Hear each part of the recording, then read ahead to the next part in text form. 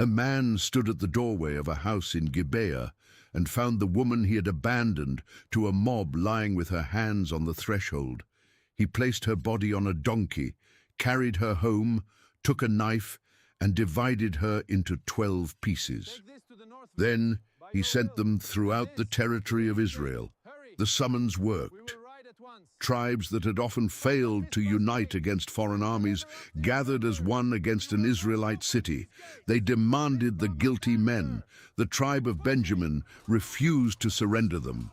Judgment became civil war. Tens of thousands fell, towns burned.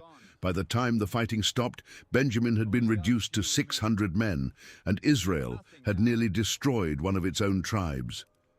Then the victors discovered that their angry oaths had trapped them. They had sworn not to give their daughters to the surviving Benjaminites, yet they could not accept Benjamin's extinction. Their solution was another massacre, followed by the seizure of women from a religious festival at Shiloh. Israel had punished an atrocity by producing fresh atrocities. The nation that entered Canaan to establish a covenant society had become a place where outrage, vengeance, worship, and violence could all occupy the same ground. The Book of Judges ends that descent with one devastating assessment. In those days, there was no king in Israel. Everyone did what was right in his own eyes. But Israel did not begin there. The road to Gibeah began in a land newly won, before a generation that could still remember the Jordan opening, Jericho falling, and Canaanite coalitions breaking before them. It began with a leader who knew that military victory had brought Israel into the land, but could not keep Israel faithful within it. Joshua was old and advanced in years. The great campaigns were behind him. Israel's tribes had received their allotted territories, though significant parts of Canaan remained unconquered. The people had rest from many of the enemies around them, but this was not the same as finished possession. Fortified cities, coastal strongholds, and Canaanite populations still occupied portions of the inheritance. Israel had gained a homeland without removing every rival power or every rival object of worship. Joshua summoned the elders, heads, judges, and officers of Israel. These were the men responsible for guiding the tribes after his death, when there would be no single successor standing in his place. Moses had appointed Joshua. Joshua would appoint no new Joshua. The tribes would have the law, the covenant, their allotted land, and the memory of what God had done. Their future would depend upon whether they treated those things as living obligations or inherited relics. Joshua began with what they had seen. The Lord their God had fought for them. Israel's victories could not be explained simply by numbers, weapons, or battlefield skill. At crucial moments, forces stronger than Israel had collapsed. Kings had been defeated, territories divided, and peoples driven back.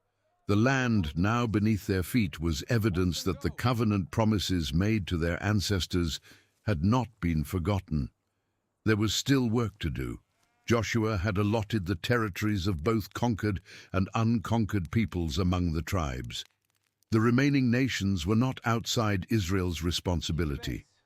The people were to continue taking possession of what had been assigned to them, trusting that the Lord would drive their enemies out as he had promised.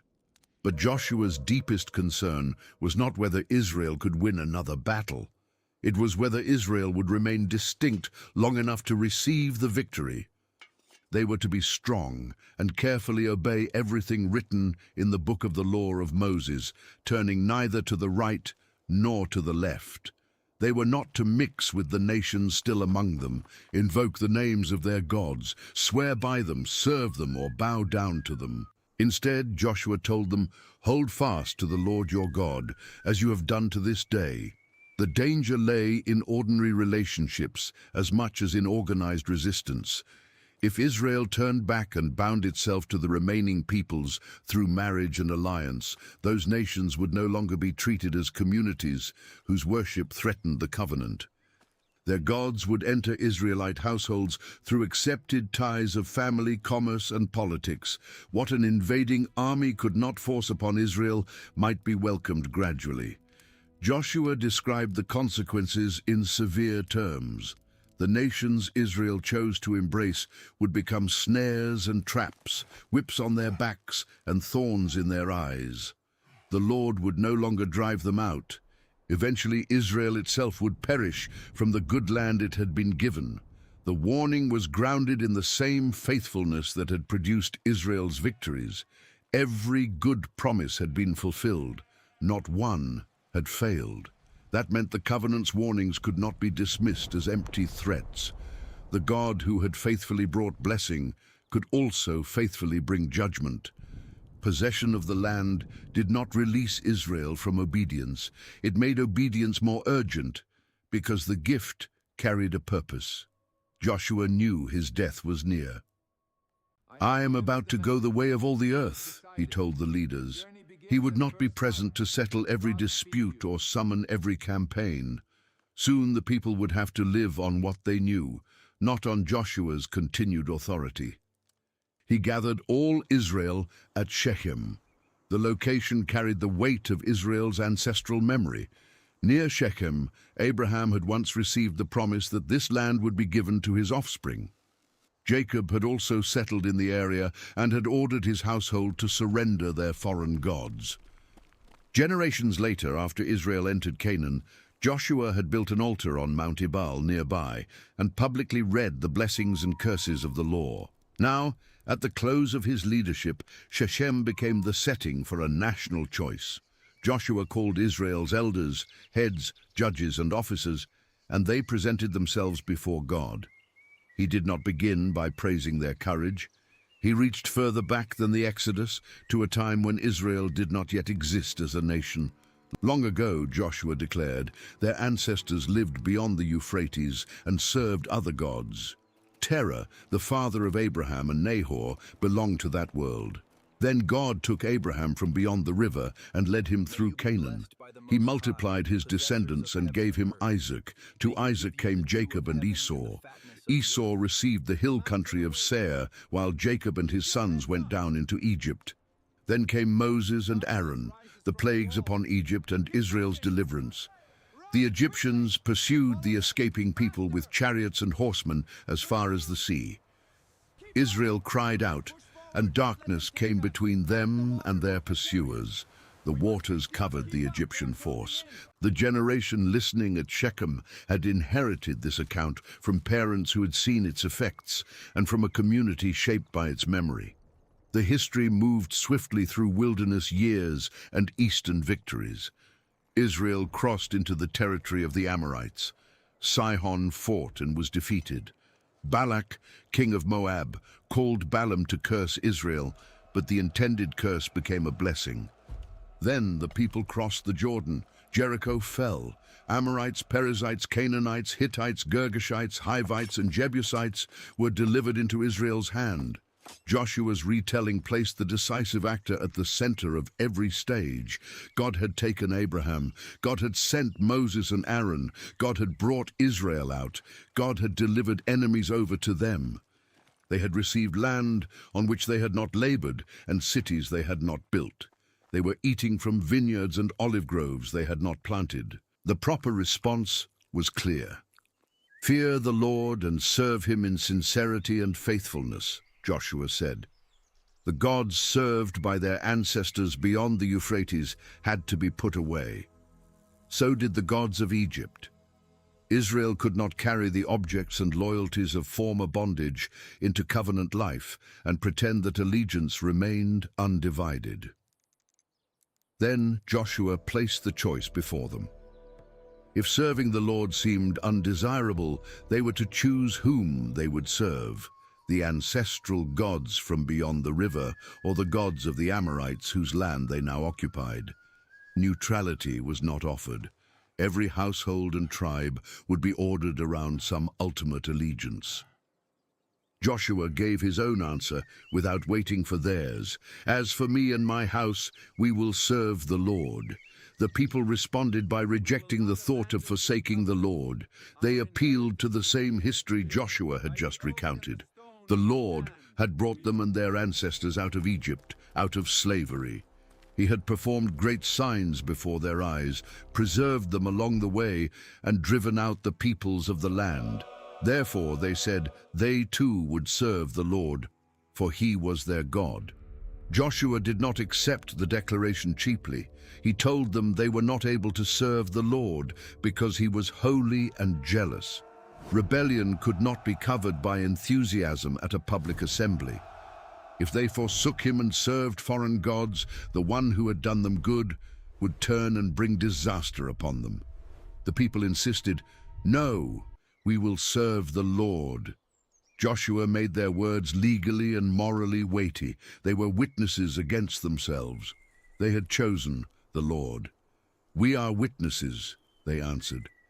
Then the foreign gods among them had to be put away, and their hearts inclined toward the God of Israel. Again the people pledged that they would serve the Lord and obey his voice. Joshua made a covenant with them that day and established statutes and ordinances at Shechem.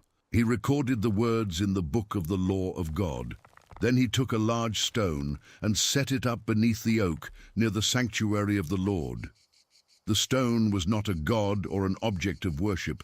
It was a witness. Joshua said it had heard the words the Lord had spoken to them and would testify against the people if they dealt falsely with their God. Long after the human witnesses died, that stone would remain at Shechem, marking the place where Israel had knowingly chosen covenant loyalty. Joshua dismissed the people, each to his own inheritance. That ending was peaceful, but it carried enormous responsibility.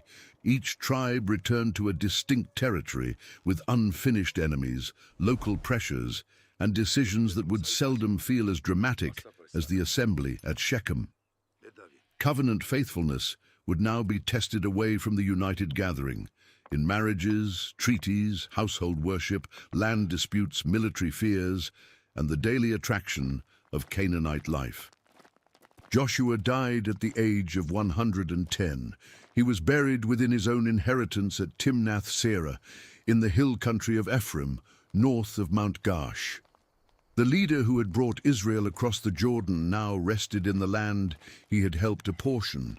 The bones of Joseph, carried from Egypt by the Israelites, were buried at Shechem, in the tract of land Jacob had purchased from the sons of Hamor.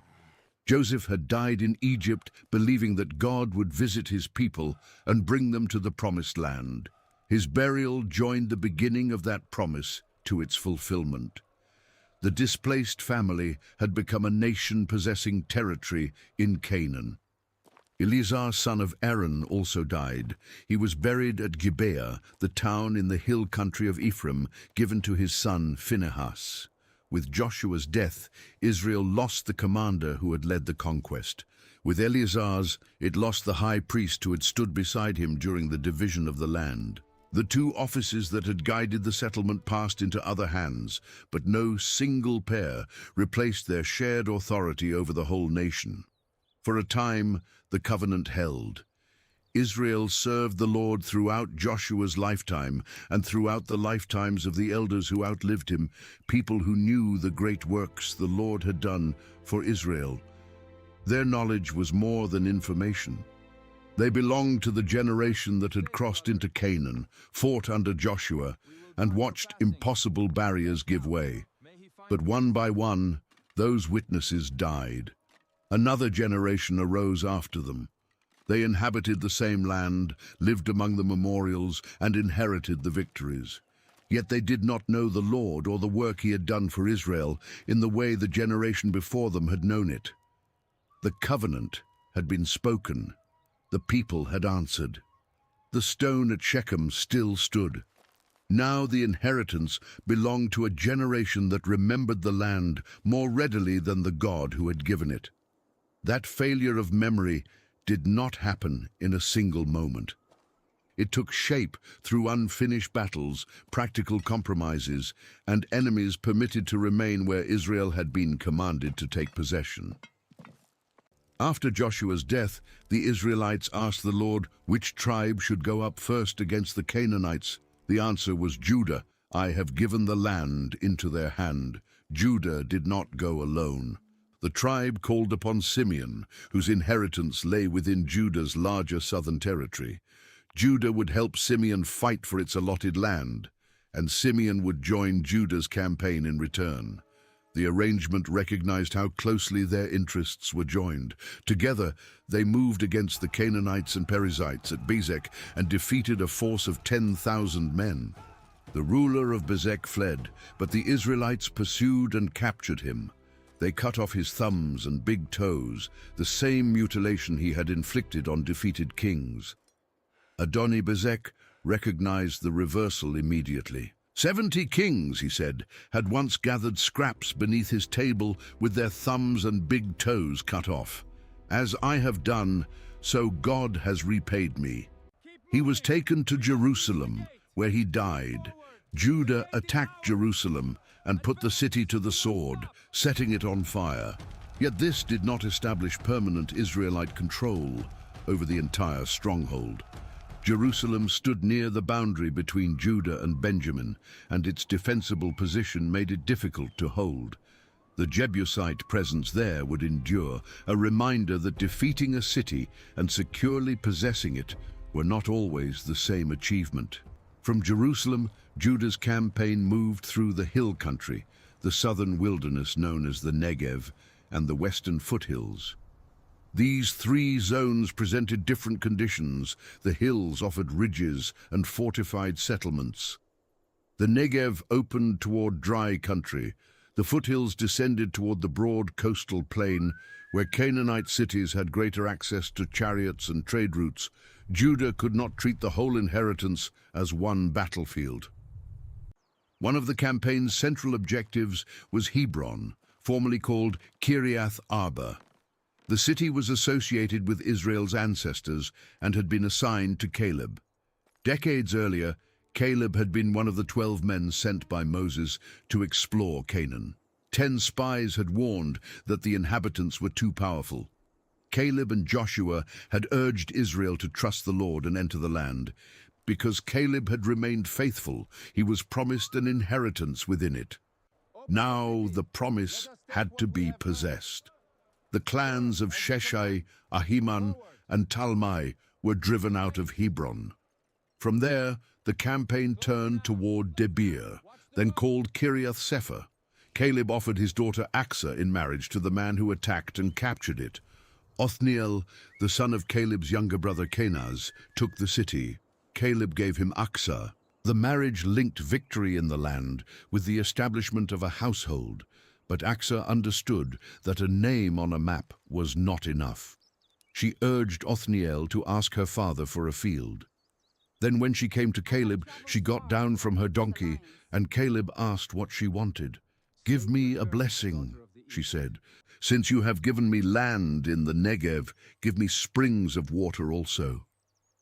Caleb gave her both the upper and lower springs. In the dry southern country, water determined whether land could sustain a household.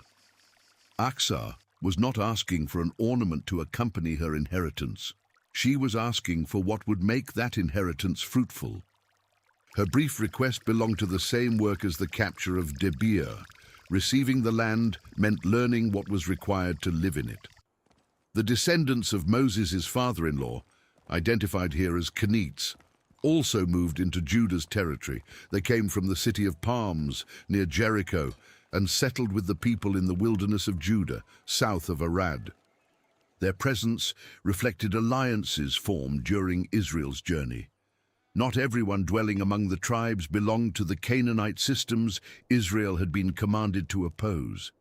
The Kenites had attached themselves to Israel and would continue to appear at important moments. Judah then fulfilled its agreement with Simeon. Together they attacked the Canaanites living in Jephthah and devoted the city to destruction. It became known as Hormah, a name associated with that act of total defeat. The coastal campaign reached Gaza, Ashkelon, and Ekron with their surrounding territories. These cities stood in the region that would become the center of Philistine power. Judah's advances were real, but they did not settle the contest. The coastal plain remained difficult ground, and its cities would return as persistent enemies. The Lord was with Judah, and the tribe took possession of the hill country. But Judah failed to drive out the inhabitants of the plain because they had iron chariots. The chariots did not make Canaanite power invincible. Israel had already faced superior forces, and later victories would show that iron chariots could be overcome. But on open ground they gave their owners a formidable advantage. The hill country limited their movement. The plains allowed them to strike with speed and force. Judah's success therefore stopped at the point where resistance became most intimidating. The tribe occupied the ground most suited to its own strength, while the enemy retained the terrain where its weapons mattered most. Caleb received Hebron as Moses had promised and drove out the 3 clans associated with the city. His possessions stood as evidence that long-delayed faithfulness could reach its intended end. Nearby, however, Benjamin did not drive the Jebusites from Jerusalem. The 2 communities continued to live in the same city. What Judah had attacked was not fully secured. What Benjamin inherited was not fully possessed. The house of Joseph then moved against Bethel, and the Lord was with them. Bethel had formerly been called Luz. Spies watched the city and saw a man coming out. They offered him mercy if he showed them an entrance. The man revealed the way in, allowing the Israelites to strike the city. He and his family were spared, but the spared man went to the land of the Hittites and built another city. He called it Luz, preserving the name of the city that had fallen. Israel had captured the site, yet the old identity was transplanted elsewhere. A tactical bargain opened Bethel, but it did not erase the culture attached to Luz. Then the survey of the tribes darkened into a repeated account of what remained. Manasseh did not take full possession of Bethshean, Tanakh, Dor, Ibleam, Megiddo, or their surrounding settlements. These were not insignificant villages. Several stood along major routes and controlled fertile valleys. Canaanite inhabitants persisted there, holding strategic points between Israelite territories. The text emphasizes their determination. The Canaanites were resolved to remain in that land. They were not waiting passively to disappear. They occupied established cities, cultivated fields, maintained local power, and resisted displacement. When Israel became stronger, it subjected them to forced labor, but did not drive them out completely. That choice marked an important change. Earlier failure might be attributed to weakness. A tribe met resistance and could not overcome it. Forced labor belonged to a later moment when Israel possessed enough strength to dominate the population, but chose exploitation over removal. The Canaanites had economic value. Their labor could serve Israelite interests. Obedience now competed with the immediate benefit of keeping them in place, and immediate benefit won. Ephraim did not drive the Canaanites out of Gaza. The Canaanites remained there among them. Zebulun did not drive out the inhabitants of Kitron or Nahalol. Those communities were also subjected to forced labor. Asher failed to remove the inhabitants of Akko, Sidon, Alab, Achzib, Helba, Afik, and Rehob. Here the balance of power appears even less favorable. Instead of the Canaanites living among Asher, Asher lived among the Canaanites of the land. Along the northern coast, Israelite possession existed inside a firmly established Canaanite environment. Naphtali likewise lived among the Canaanite inhabitants. The tribe did not drive out the people of Beth Shemesh or Beth Anath, though it eventually imposed forced labor upon them. The names of those towns, both associated with Canaanite deities, showed how deeply local worship was embedded in the landscape. Israel was not simply sharing fields with neighbors. The tribes were settling among communities whose cities, customs, and sacred traditions honored other gods. Dan faced an even sharper reversal. The Amorites forced the Danites into the hill country and would not allow them to come down into the plain. The people who had entered Canaan to take possession were themselves contained. The Amorites held their ground at Mount Heres, Aijalon, and Shalbim. Only when the house of Joseph grew strong were these populations pressed into forced labor. Dan's restricted inheritance would have consequences far beyond this first survey. A tribe unable to secure its allotted territory would eventually search elsewhere for land. The failure in the south would send Dan toward a distant and vulnerable city in the north, carrying with it the religious corruption of an Israelite household. For the moment, however, the map already revealed a broken pattern. Judah had won substantial victories, but stopped before the chariots of the plain. Benjamin shared Jerusalem with the Jebusites. Joseph captured Bethel through an informant. Manasseh and Ephraim tolerated strategic enclaves. Zebulun, Asher, and Naphtali settled among Canaanite populations. Dan was driven back by the people it was meant to displace. The border of Amorite control extended from the ascent of Akrabim, from Selah and upward. These were no longer isolated pockets that could be treated as harmless remnants. The remaining peoples formed a broad, enduring presence within and around Israel's inheritance. Then the messenger of the Lord came up from Gilgal to Bochim. Gilgal belonged to the beginning of Israel's life west of the Jordan. There the people had camped after crossing the river. There they had renewed circumcision, celebrated Passover, and first ate the produce of Canaan. The movement from Gilgal to Bochim traced the distance between entry and compromise. The messenger spoke with the authority of the Lord. I brought you up from Egypt and brought you into the land that I swore to give to your fathers. The words returned Israel to the foundation of its existence. Freedom from Egypt and possession of Canaan were covenant acts. Israel had not liberated itself or acquired the land by ordinary expansion. I said, I will never break my covenant with you, and you shall make no covenant with the inhabitants of this land. You shall break down their altars. Then came the charge, but you have not obeyed my voice. What is this you have done? The question exposed the tribe's decisions without allowing military explanations or economic arrangements to conceal them. Iron chariots, fortified cities, determined populations, useful labor, and local agreements had all shaped the situation. But the covenant command had been clear. Israel had not merely encountered difficulty. The people had accepted an altered form of life in the land. The consequence matched the warning Joshua had delivered. The Lord would no longer drive the inhabitants out before them. They would remain at Israel's sides, and their gods would become a snare. The people lifted up their voices and wept. The place was called Bochim, weepers, and they offered sacrifices there to the Lord. Their grief was real, but the nations remained, the altars remained, the arrangements remained.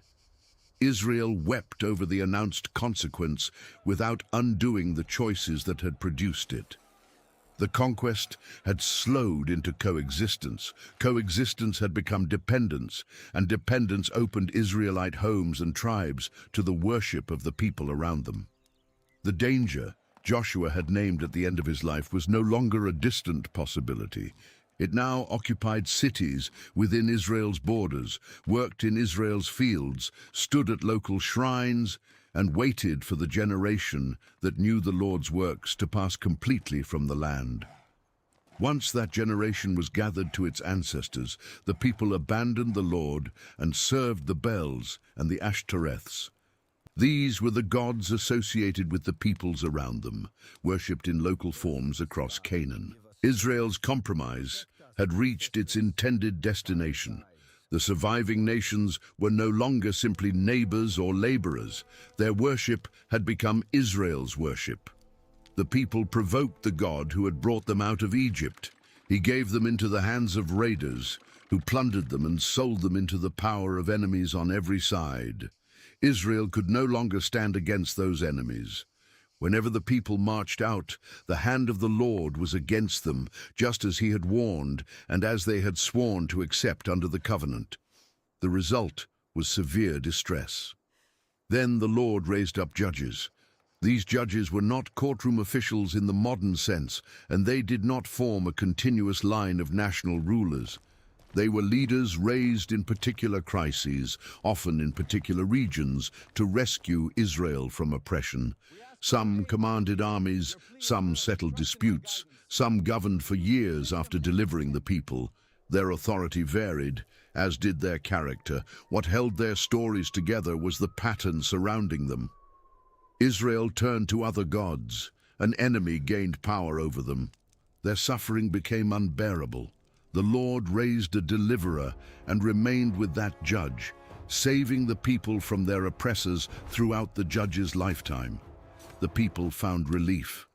But when the judge died, Israel turned back. Each return was more corrupt than the last. The people followed other gods, served them, bowed down to them, and refused to abandon their practices. Deliverance interrupted the consequences of rebellion, but it did not transform the nation's loyalties. Israel wanted rescue from oppression more reliably than it wanted freedom from the worship that led there. The nations left in Canaan therefore acquired another purpose. They exposed whether Israel would obey. They also forced a generation without experience of the earlier campaigns to learn warfare.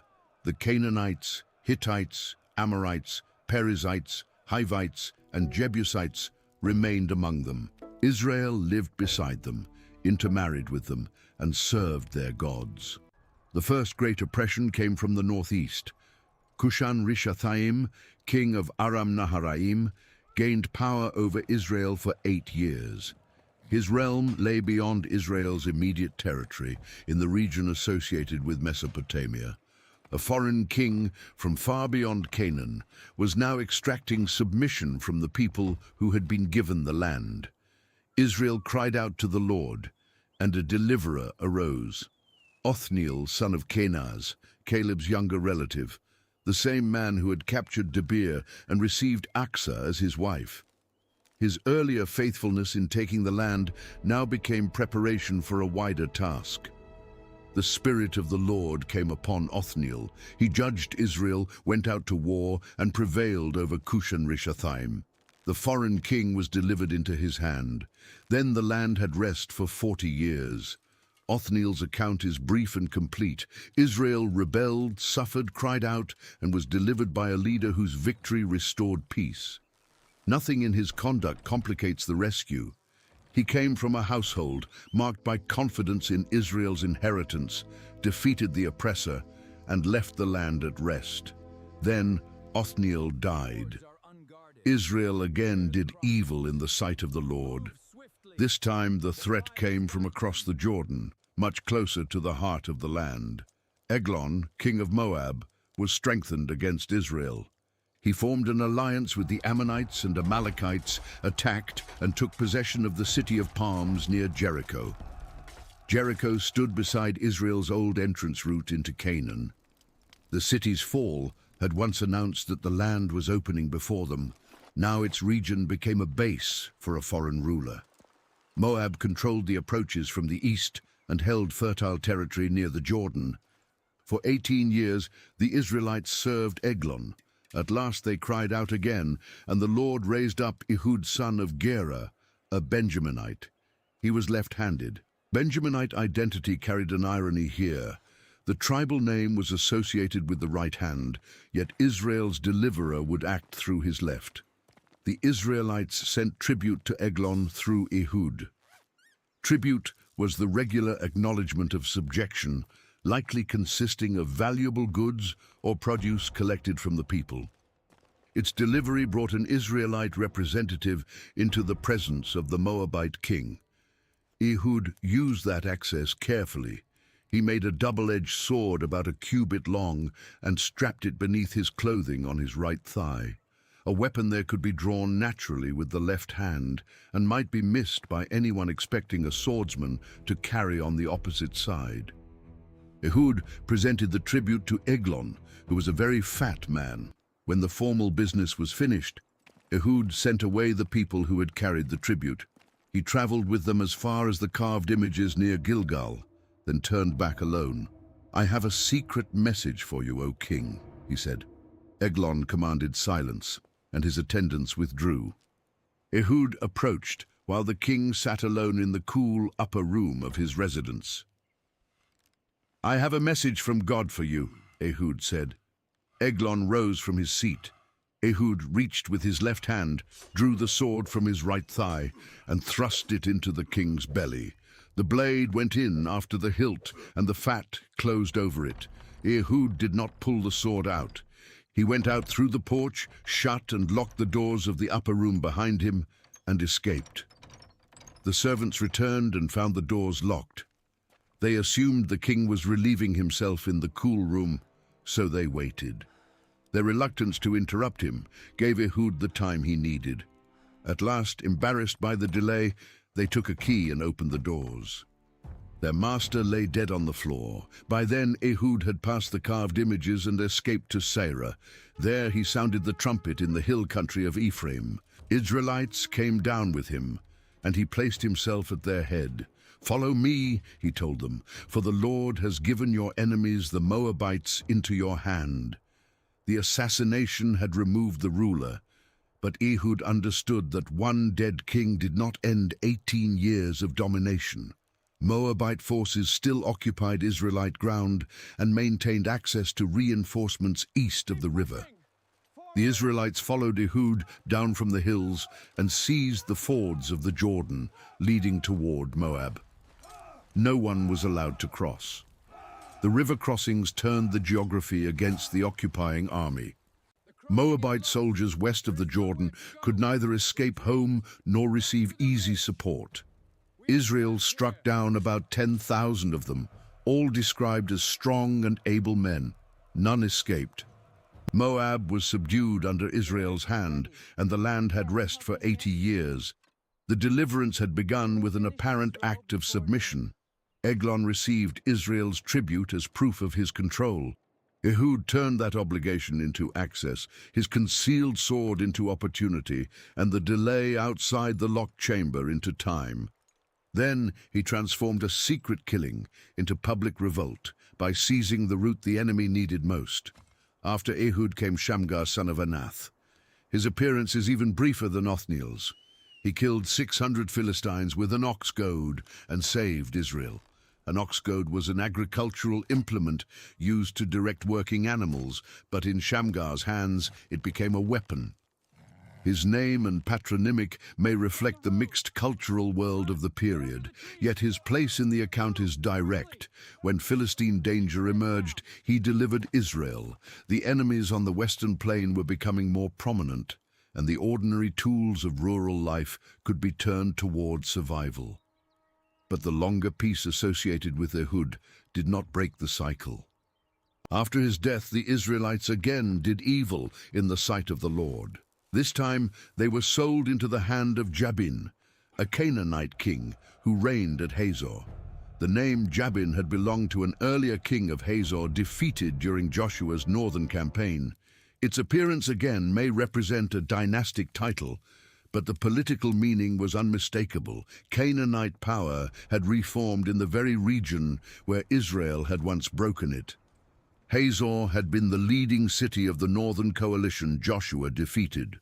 Its king had summoned other rulers because Israel's advance threatened the entire regional order. That victory should have ended Hazor's control. Now a ruler at Hazor once again held Israelites in subjection. Jabin's military commander was Sisera, who lived at Harosheth Hagoyim. He possessed 900 iron chariots. The number represented far more than ceremonial prestige. Chariots allowed an organized force to dominate open country, pursue retreating troops, and break infantry formations. A single tribe could hesitate before such an army. A loose collection of tribes, each concerned with its own territory, might never assemble in time to oppose it. Sisera's strength therefore rested not only in iron and horses, but in Israel's fragmentation. For 20 years, he oppressed the Israelites cruelly. Roads became unsafe. Travelers abandoned the main routes and moved along winding paths. Village life declined. People could not depend on ordinary movement between settlements. The oppression reached into the habits of daily life, restricting trade, travel, communication, and cultivation. Israel possessed hill country and scattered towns, but the spaces connecting them were vulnerable to those who controlled the plains. The people cried out to the Lord. In the hill country of Ephraim, between Ramah and Bethel, Deborah held court beneath a palm tree. Israelites came to her for judgment. She was a prophetess, the wife of Lapidoth, and her authority did not begin with a battlefield. Before troops gathered and weapons were raised, she was already serving as a recognized source of judgment in a nation whose tribes lacked a central ruler. Deborah summoned Barak, son of Abinoam, from Kadesh in Naphtali. His home lay in the northern region, most directly exposed to Jabin's power. The command she delivered was specific. The Lord, the God of Israel, ordered Barak to gather 10,000 men from the tribes of Naphtali and Zebulun and lead them to Mount Tabor.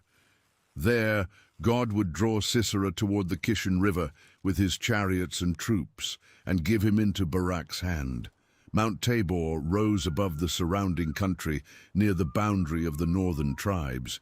Its slopes offered Israel's infantry a gathering place above the ground, where chariots were most effective. But to defeat Sisera, the men on the mountain would eventually have to descend toward the river and face the force that had terrorized them for 2 decades. Barak did not reject the command, but he placed a condition on his obedience. "If you will go with me, I will go," he told Deborah. "But if you will not go with me, I will not go." Deborah agreed to accompany him, yet his answer had changed the meaning of the coming victory. "I will surely go with you," she said.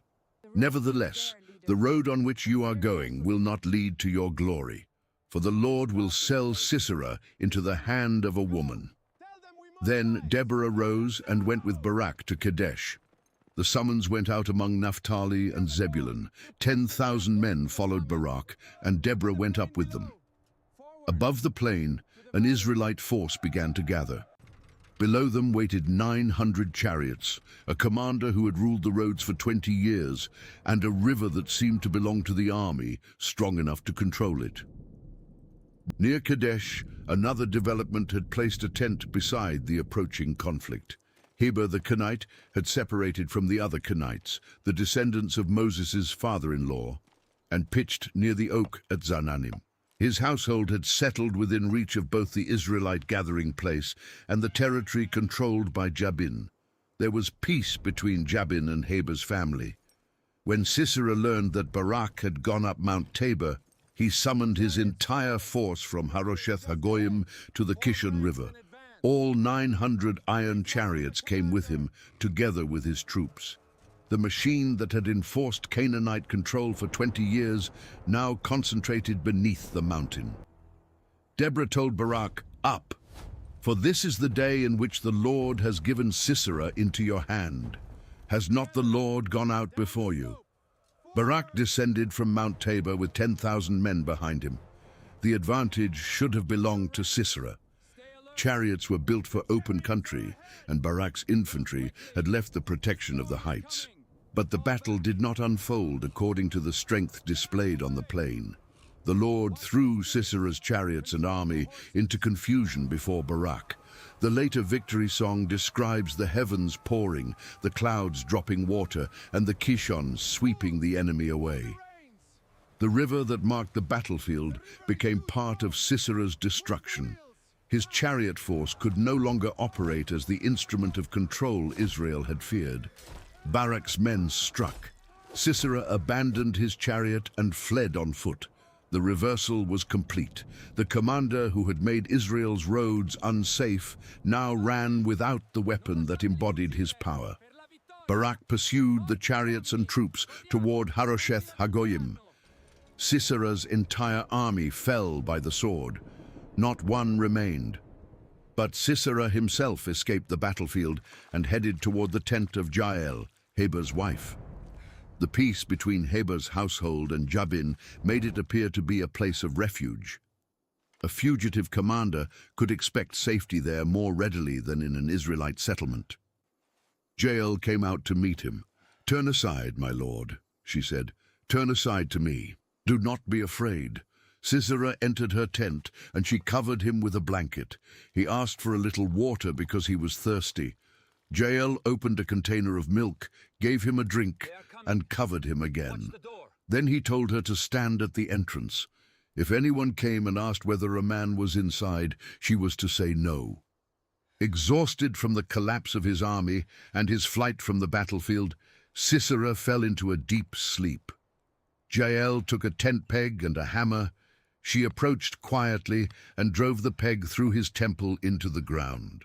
The commander of 900 chariots died inside a woman's tent, killed with the implements of a mobile household.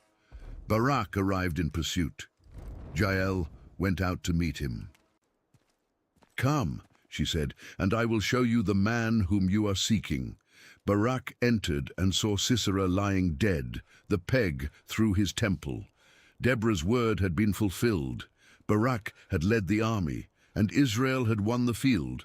But the final honor of killing Sisera belonged to a woman outside Israel's assembled force. That day God subdued Jabin, king of Canaan, before the Israelites. Their strength against him continued to grow until they destroyed him. The victory was not simply relief from one raid or removal of one commander. The northern regime that had reasserted Canaanite control was broken. Then Deborah and Barak sang. Their song did more than celebrate the outcome. It preserved the condition of Israel before the battle, named those who had accepted danger, exposed those who had remained distant, and interpreted the reversal as the Lord's victory. It allowed the nation to see what had happened from beyond the view of any one fighter on the plain. The song opened with leaders taking the lead and people offering themselves willingly. In a nation without a standing national army, that willingness mattered. Israel's tribes could be summoned, but they could not always be compelled. The victory began when leaders accepted responsibility and ordinary people came forward. Deborah called kings and rulers to listen as she sang to the Lord. She reached back to the divine march from Seir and Edom, when the earth trembled, the heavens poured, and mountains shook before the God of Israel. The storm over Kishon belonged to the same pattern of divine action. Sisera had entered the field trusting in iron. Israel's song remembered a God before whom the stable features of the world itself could move. Then the song returned to the years of oppression. In the days of Shamgar and Jael, the highways were deserted. Travelers used crooked paths. Village life ceased until Deborah arose, calling herself a mother in Israel. The description gave human scale to 20 years of domination. Sisera's rule was measured in abandoned roads and empty villages, in the shrinking of ordinary life as people avoided exposed places. Israel had chosen new gods, and war had come to the gates. Among 40,000 in Israel, the song asked, could shield or spear be seen? The nation had people, but it was poorly prepared and deeply disordered. Weapons, leadership, and common resolve were all in short supply. Deborah's heart went out to Israel's commanders and to the volunteers among the people, those who rode on white donkeys, those who sat on rich carpets, and those who walked along the road were told to consider what had been done. At the watering places where people gathered and news traveled, they would recount the righteous victories of the Lord and of his villagers in Israel. The gates that had known danger could open again. Awake, awake, Deborah, the song declared. Arise, Barak, and lead away your captives. The surviving people had come down against the mighty. The Lord's people had acted against trained warriors. But the tribes had not responded equally. Ephraim came, with Benjamin among the people. Commanders descended from Machir, representing western Manasseh, and leaders came from Zebulun. The princes of Issachar stood with Deborah and followed Barak into the valley. Naphtali and Zebulun, closest to the oppression and most exposed to its consequences, risked their lives on the heights of the field. Reuben responded differently. Among Reuben's clans, there were great searchings of heart. The tribe heard the call, but remained among the sheepfolds, listening to the piping for the flocks. The song repeats the judgment because deliberation never became action. Reuben considered the crisis deeply and stayed home. Gilead remained beyond the Jordan. Dan stayed with the ships. Asher sat by the seacoast and remained at its landings. Their reasons may have seemed practical. Distance, livestock, maritime interests, and local security all competed with the northern summons. But Deborah's song measured tribes by whether they joined their endangered brothers.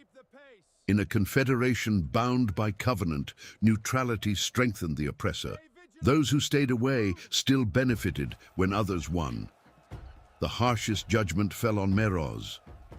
The angel of the Lord pronounced a curse upon its inhabitants because they had not come to the Lord's help against the warriors. Meroz appears to have stood near enough to the conflict that its refusal was especially serious. When the moment required action, it withheld itself. Against that refusal stood Jael. The song called her most blessed among women who lived in tents. Sisera had asked for water. She gave him milk and brought curds in a noble's bowl. Then her hand reached for the tent peg and her right hand for the workman's hammer. She struck Sisera, crushed his head, and shattered his temple. The poetry slows the enemy commander's death into repeated collapse.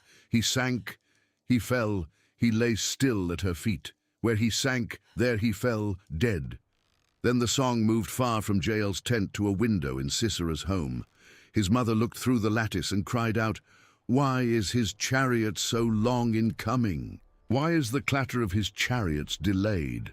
Her wisest ladies offered an answer, and she repeated it to herself. Surely Sisera's army was dividing the spoil. Surely each warrior was receiving a woman or two. Surely dyed garments and richly embroidered cloth were being selected for Sisera, spoil worthy of placing around the neck. The audience already knew why the chariot had not returned. The expected celebration of conquest existed only in the guesses of those waiting at home. Sisera had no embroidered spoil. His troops had no captives.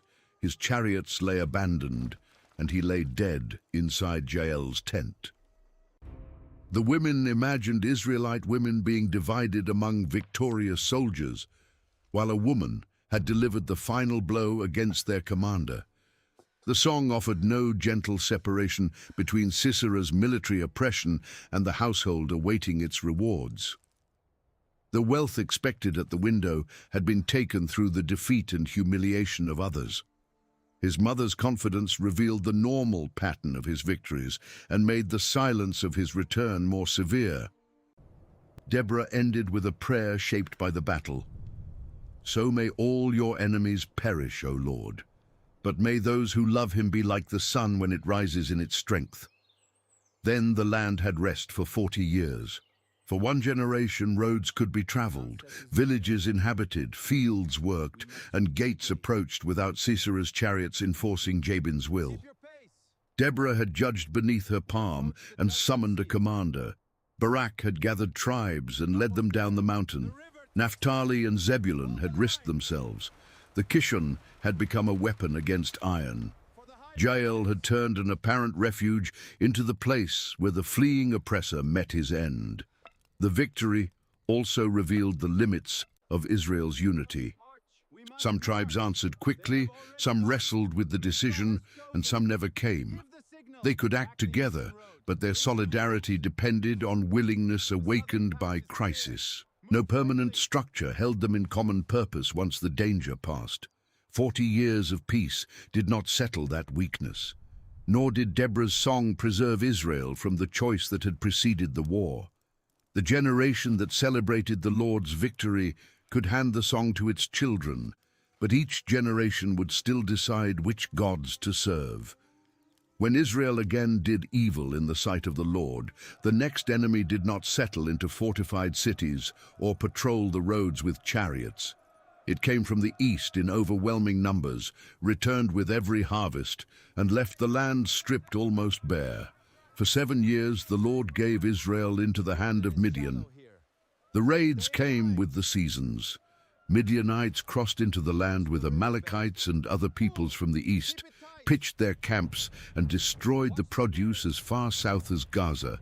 They took sheep, cattle and donkeys. They left nothing Israel could depend upon for food. Their numbers overwhelmed any local defense. The invaders and their camels seemed as countless as locusts. They did not need to occupy every Israelite town permanently. They could wait until seed had become grain, and months of labor stood ready in the fields, then enter in force and consume what the people needed to survive. Israel retreated from open country. Families prepared hiding places in mountains, caves, and strongholds. The people who had once struggled to remove Canaanite settlements were now concealing themselves within their own inheritance. Midian had turned cultivation into exposure. Planting announced where food would soon appear. Harvest drew the enemy back. Israel was brought very low. When the people cried out to the Lord, the first answer was not a warrior. A prophet came to them with an accusation. "This is what the Lord, the God of Israel, says. I brought you up from Egypt, out of the house of slavery. I delivered you from the hand of the Egyptians and from all who oppressed you. I drove them out before you and gave you their land." The prophet then repeated the command that Israel had violated. They were not to fear the gods of the Amorites in whose land they lived. "But you have not obeyed my voice." Midian was the visible cause of Israel's hunger. The prophet identified the covenant failure beneath it. Before deliverance could be understood, the people had to hear why their strength had collapsed. They were afraid of raiders because they had begun fearing and serving the gods around them. At Ophrah, in the territory of the Abiezrites, the angel of the Lord came and sat beneath a terebinth belonging to Joash. Nearby, Joash's son Gideon was threshing wheat in a winepress to hide it from the Midianites. Threshing was normally done in an exposed place where wind could carry away the chaff. Gideon worked below ground level, trading efficiency for concealment. Even the preparation of a small amount of grain had become dangerous. The angel appeared to him and said, "The Lord is with you, mighty warrior." Gideon answered from inside Israel's present reality, "Please, my Lord, if the Lord is with us, why then has all this happened to us? Where are all his wonders that our fathers told us about, saying, 'Did not the Lord bring us up from Egypt?' But now the Lord has abandoned us and given us into the hand of Midian." Gideon knew the inherited account. He also knew that the world around him did not resemble it. The stories spoke of public wonders and defeated enemies. His own generation hid its grain in a wine press. He interpreted the difference as abandonment. The Lord turned to him and said, "Go in this strength of yours and save Israel from the hand of Midian. Have I not sent you?" Gideon's strength was not obvious to him. His clan was the weakest in Manasseh, he said, and he was the least in his father's house. The commission seemed to have landed on someone without the social position or military force to carry it out. "But I will be with you," the Lord answered, "and you shall strike the Midianites as one man." Gideon asked for a sign that the one speaking with him truly carried divine authority.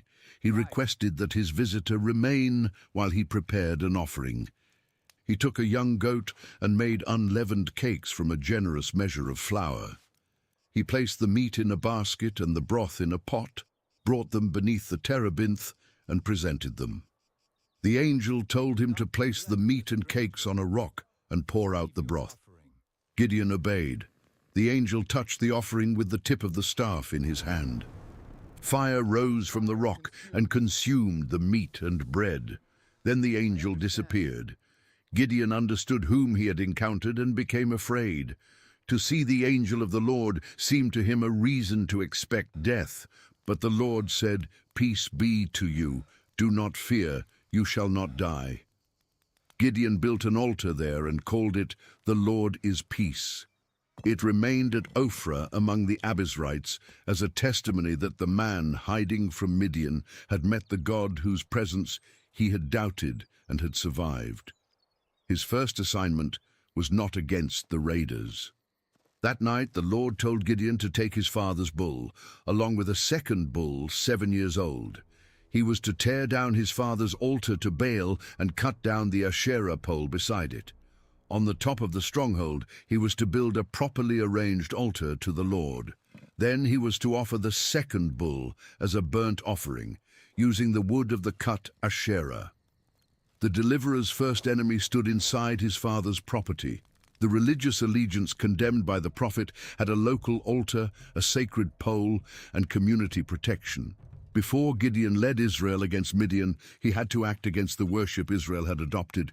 He took 10 of his servants and did as the Lord commanded. But he was afraid of his father's household and the men of the town, so he acted at night rather than during the day.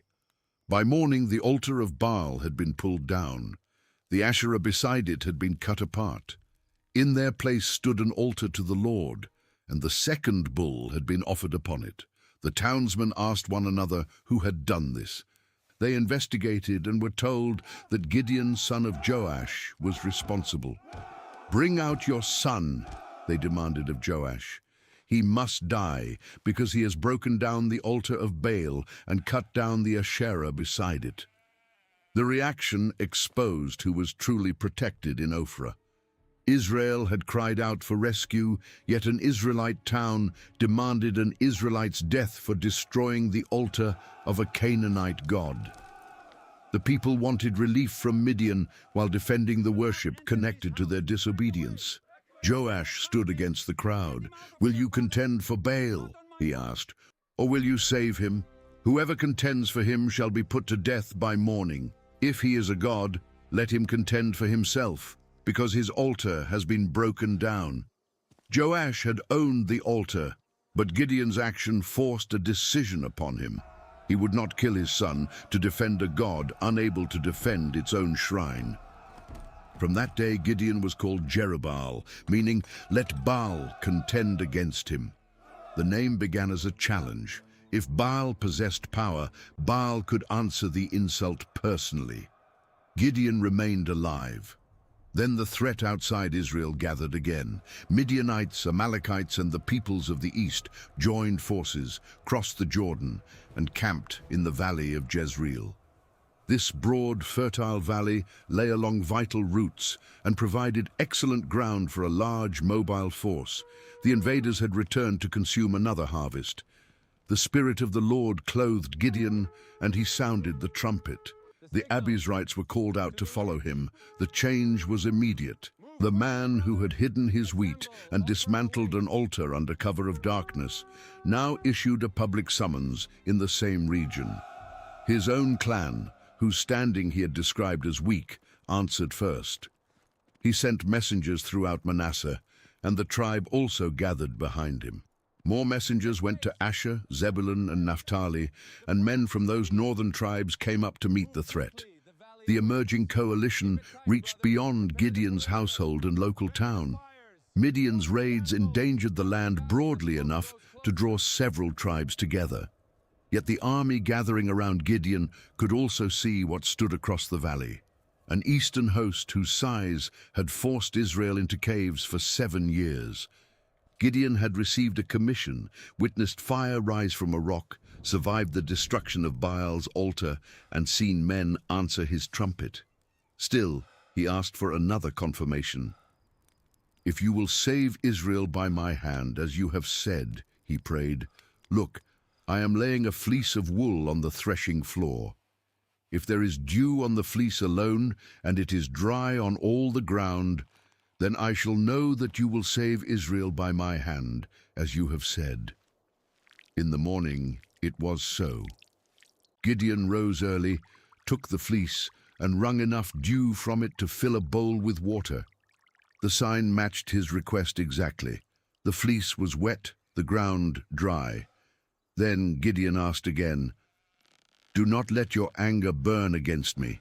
Let me speak just once more. Please let me test just once more with the fleece. Please let it be dry on the fleece only, and on all the ground let there be dew." The second request reversed the conditions of the first. A wool fleece might naturally hold moisture longer than the earth around it.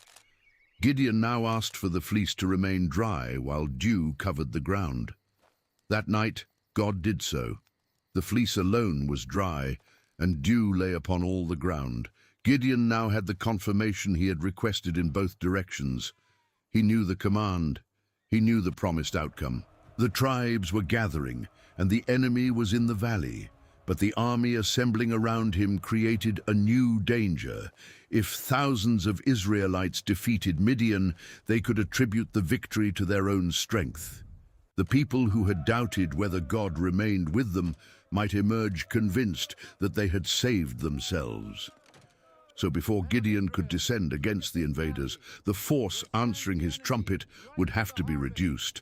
The man who repeatedly asked for assurance was about to watch nearly his entire army walk away.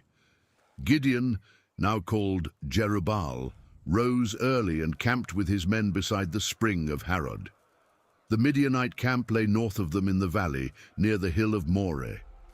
The Lord told Gideon, "The people with you are too many for me to give the Midianites into their hand, lest Israel boast over me, saying, 'My own hand has saved me.'"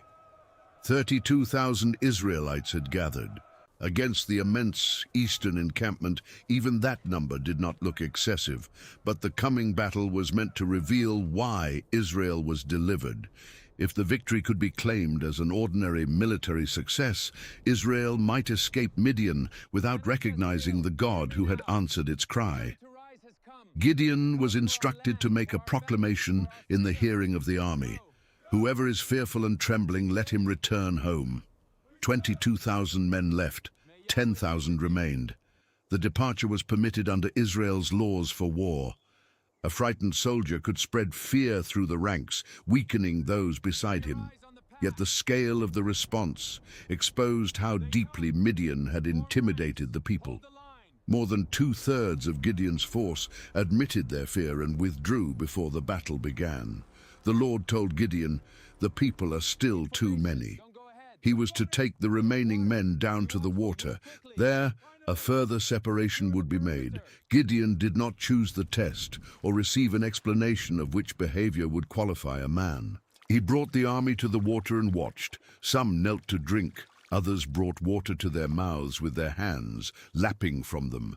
The Lord told Gideon to set apart those who had lifted the water to their mouths. There were 300. The other 9,700 were sent back to their tents. They left their provisions and trumpets with the men who remained. Gideon had begun with a coalition of several tribes. Now he stood above the valley with less than 1% of the force that had first answered his call. Below him, the Midianites, Amalekites, and peoples of the east covered the valley like locusts.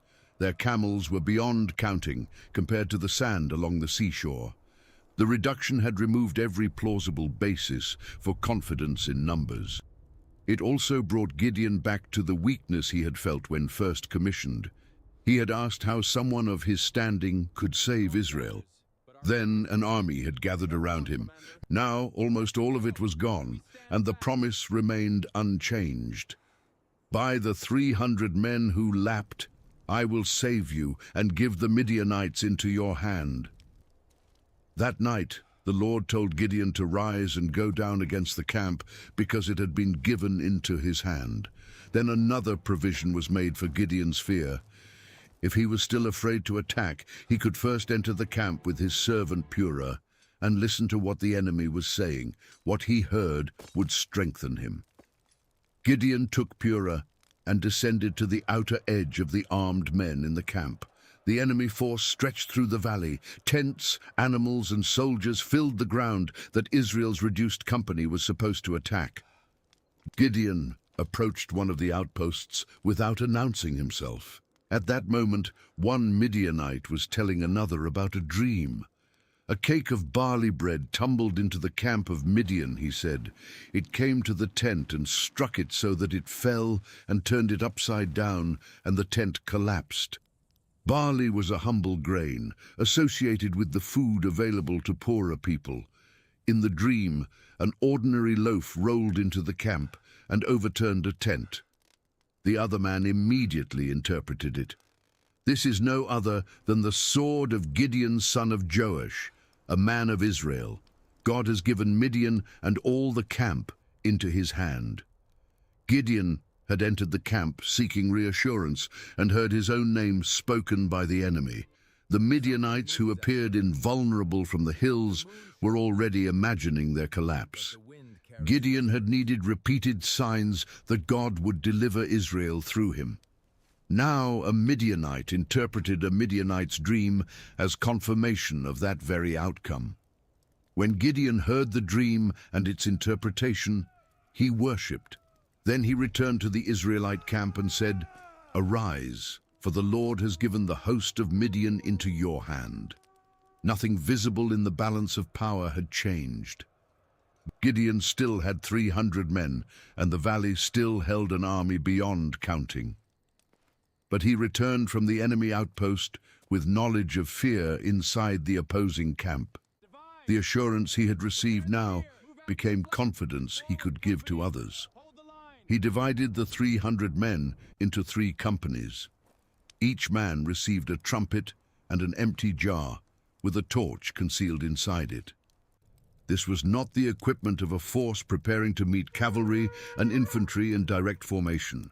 The weapons that mattered at the beginning would be sound, sudden light, and the enemy's inability to see how few attackers surrounded them. Gideon told his men to watch him and do exactly as he did. When he reached the edge of the camp, they were to imitate his actions.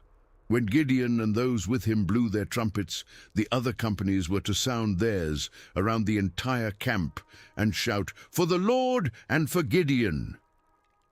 The 3 companies moved into position.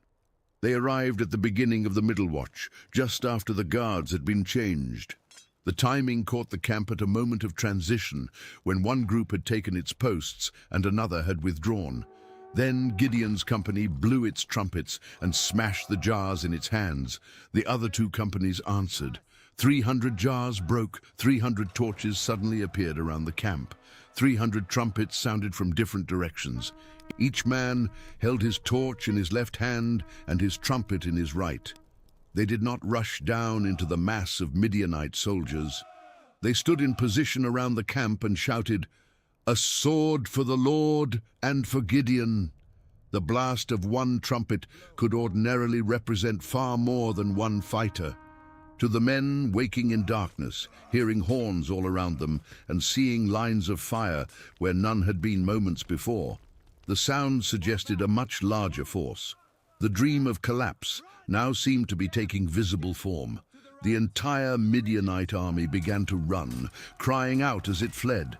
Then the Lord turned the swords within the camp against one another.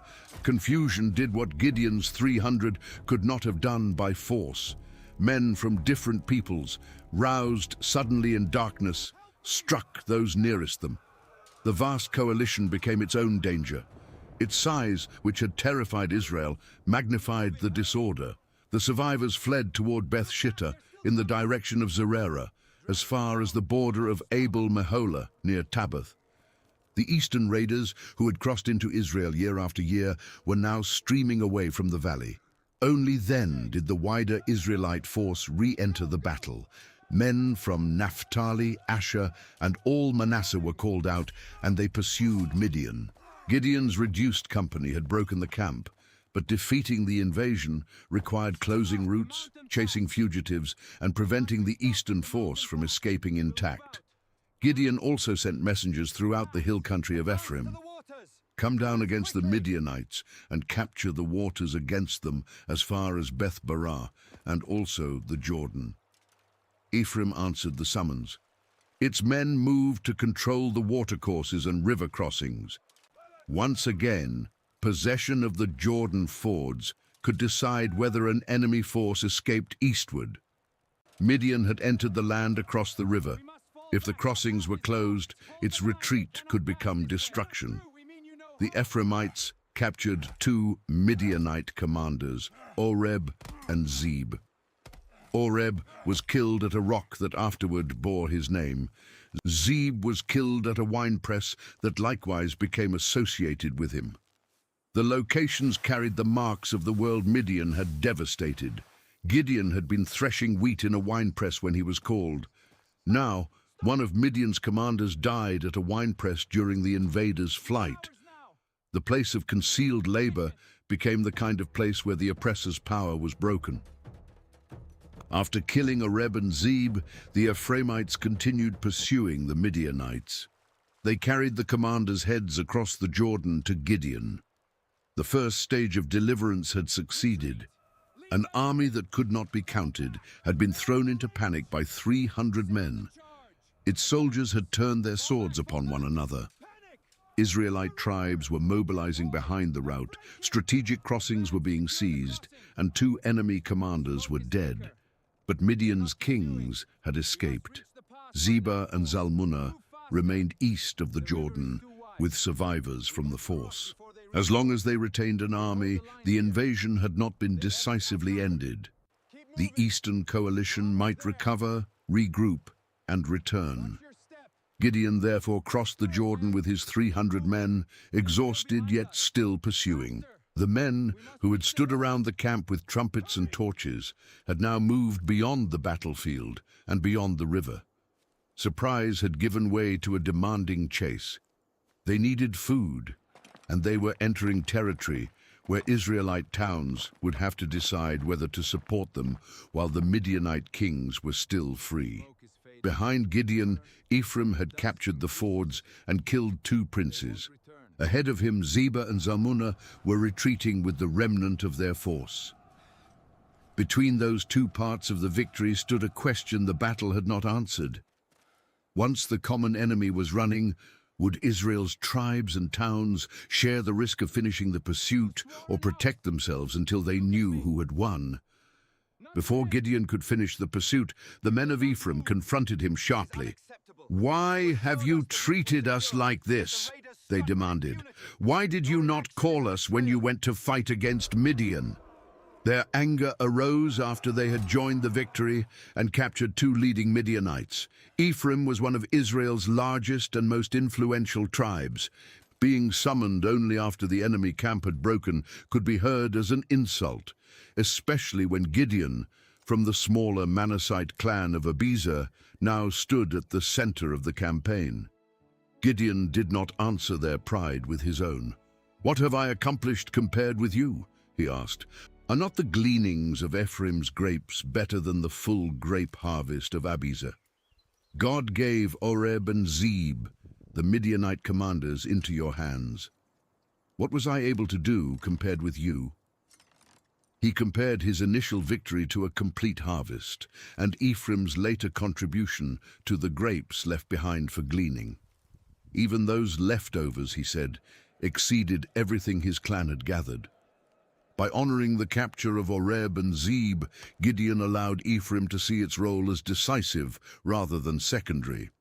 Their anger subsided. The quarrel had threatened to redirect Israelite strength away from Midian and against another tribe. Gideon diffused it with restraint. But east of the Jordan, where his exhausted men needed help, he would respond very differently. They reached Succoth, an Israelite town near the route of pursuit. Gideon asked its officials for loaves of bread. "Give bread to the people who follow me," he said, "for they are exhausted, and I am pursuing Gibeah and Zalmunna, the kings of Midian." The officials of Succoth refused. "Are the hands of Gibeah and Zalmunna already in your possession?" they asked, "that we should give bread to your army?" Their calculation was practical and dangerous. Gideon had not yet captured the kings. If Succoth openly supplied his force and Midian recovered, the town could face retaliation. Its leaders would help only after Gideon no longer needed their help, when victory was already certain. Gideon answered with a threat. Once the Lord delivered Gibeah and Zalmunna into his hand, he would tear the flesh of Succoth's leaders with desert thorns and briars. He continued to Penuel and made the same request. The men there gave the same answer. Penuel possessed a tower, a defensive structure in which its inhabitants placed their confidence. "When I return in peace," Gideon told them, "I will break down this tower." Still hungry, the 300 pressed onward. Gibeah and Zalmunna had reached Karkor with about 15,000 men. These were all who remained of the eastern army. 120,000 swordsmen had already fallen, yet even the remnant outnumbered Gideon's company 50 to 1. The Midianite kings believed themselves secure. They had withdrawn far beyond the main battlefield and placed distance, the Jordan, and Israelite reluctance between themselves and Gideon. Gideon approached by the route used by those who lived in tents east of Nobah and Jogbehah. Instead of following the expected line of pursuit, he came against the camp from a direction the Midianites did not anticipate. He attacked while the army was off guard. The remaining force fled. Gideon pursued the two kings and captured them, throwing their entire army into panic. The men whom Succoth had feared were now prisoners in Gideon's hands. On the return journey, Gideon captured a young man from Succoth and questioned him. The young man wrote down the names of the town's officials and elders, 77 men. Gideon now possessed a precise record of those responsible for refusing aid. He came before the leaders with Gibeah and Zalmunna in custody. "Here are the men about whom you taunted me," he said. They had asked whether the king's hands were already in his possession. Now the answer stood before them. Gideon took the elders of Succoth and punished them with thorns and briars from the wilderness. The chastisement he had promised became public and physical. Then he went to Penuel, demolished its tower, and killed the men of the town. The pursuit that began as deliverance from foreign raiders had turned toward retribution against Israelites. Succoth and Penuel had abandoned exhausted brothers while the outcome remained uncertain, but Gideon's response went beyond securing cooperation. The leader who had softened his words before the powerful tribe of Ephraim showed no such restraint toward the towns east of the river. He then turned to Gibeah and Zalmunna with a question. "What kind of men did you kill at Tabor?" "Men like you," they answered. Each one resembled the son of a king. Gideon said, "They were my brothers, the sons of my mother. As the Lord lives, if you had saved them alive, I would not kill you." The pursuit was now revealed as personal as well as national. These kings had not only ravaged Israel's harvests, they had killed Gideon's own brothers. Their deaths would avenge his household. Gideon told Jephthah, his firstborn son, to rise and kill them. The young man did not draw his sword because he was afraid. He was still young. To die at a youth's hand would have added humiliation to the king's defeat, but Jephthah could not perform the task. Gibeah and Zalmunna challenged Gideon to do it himself. "Rise and fall upon us," they said, "for as the man is, so is his strength." Gideon rose and killed them. He took the crescent ornaments from the necks of their camels, signs of royal wealth carried even in retreat. The Midianite oppression was over. Israel had survived 7 years of raids, the vast eastern coalition had been broken, and its kings were dead. Then the Israelites offered Gideon a new place in the nation. "Rule over us," they said, "you and your son and your grandson also, for you have saved us from the hand of Midian." Their proposal was hereditary. A judge raised for a crisis would be replaced by a family line. Gideon's victory had created a desire for continuity. The deliverer would rule, his son would inherit, and his grandson would follow.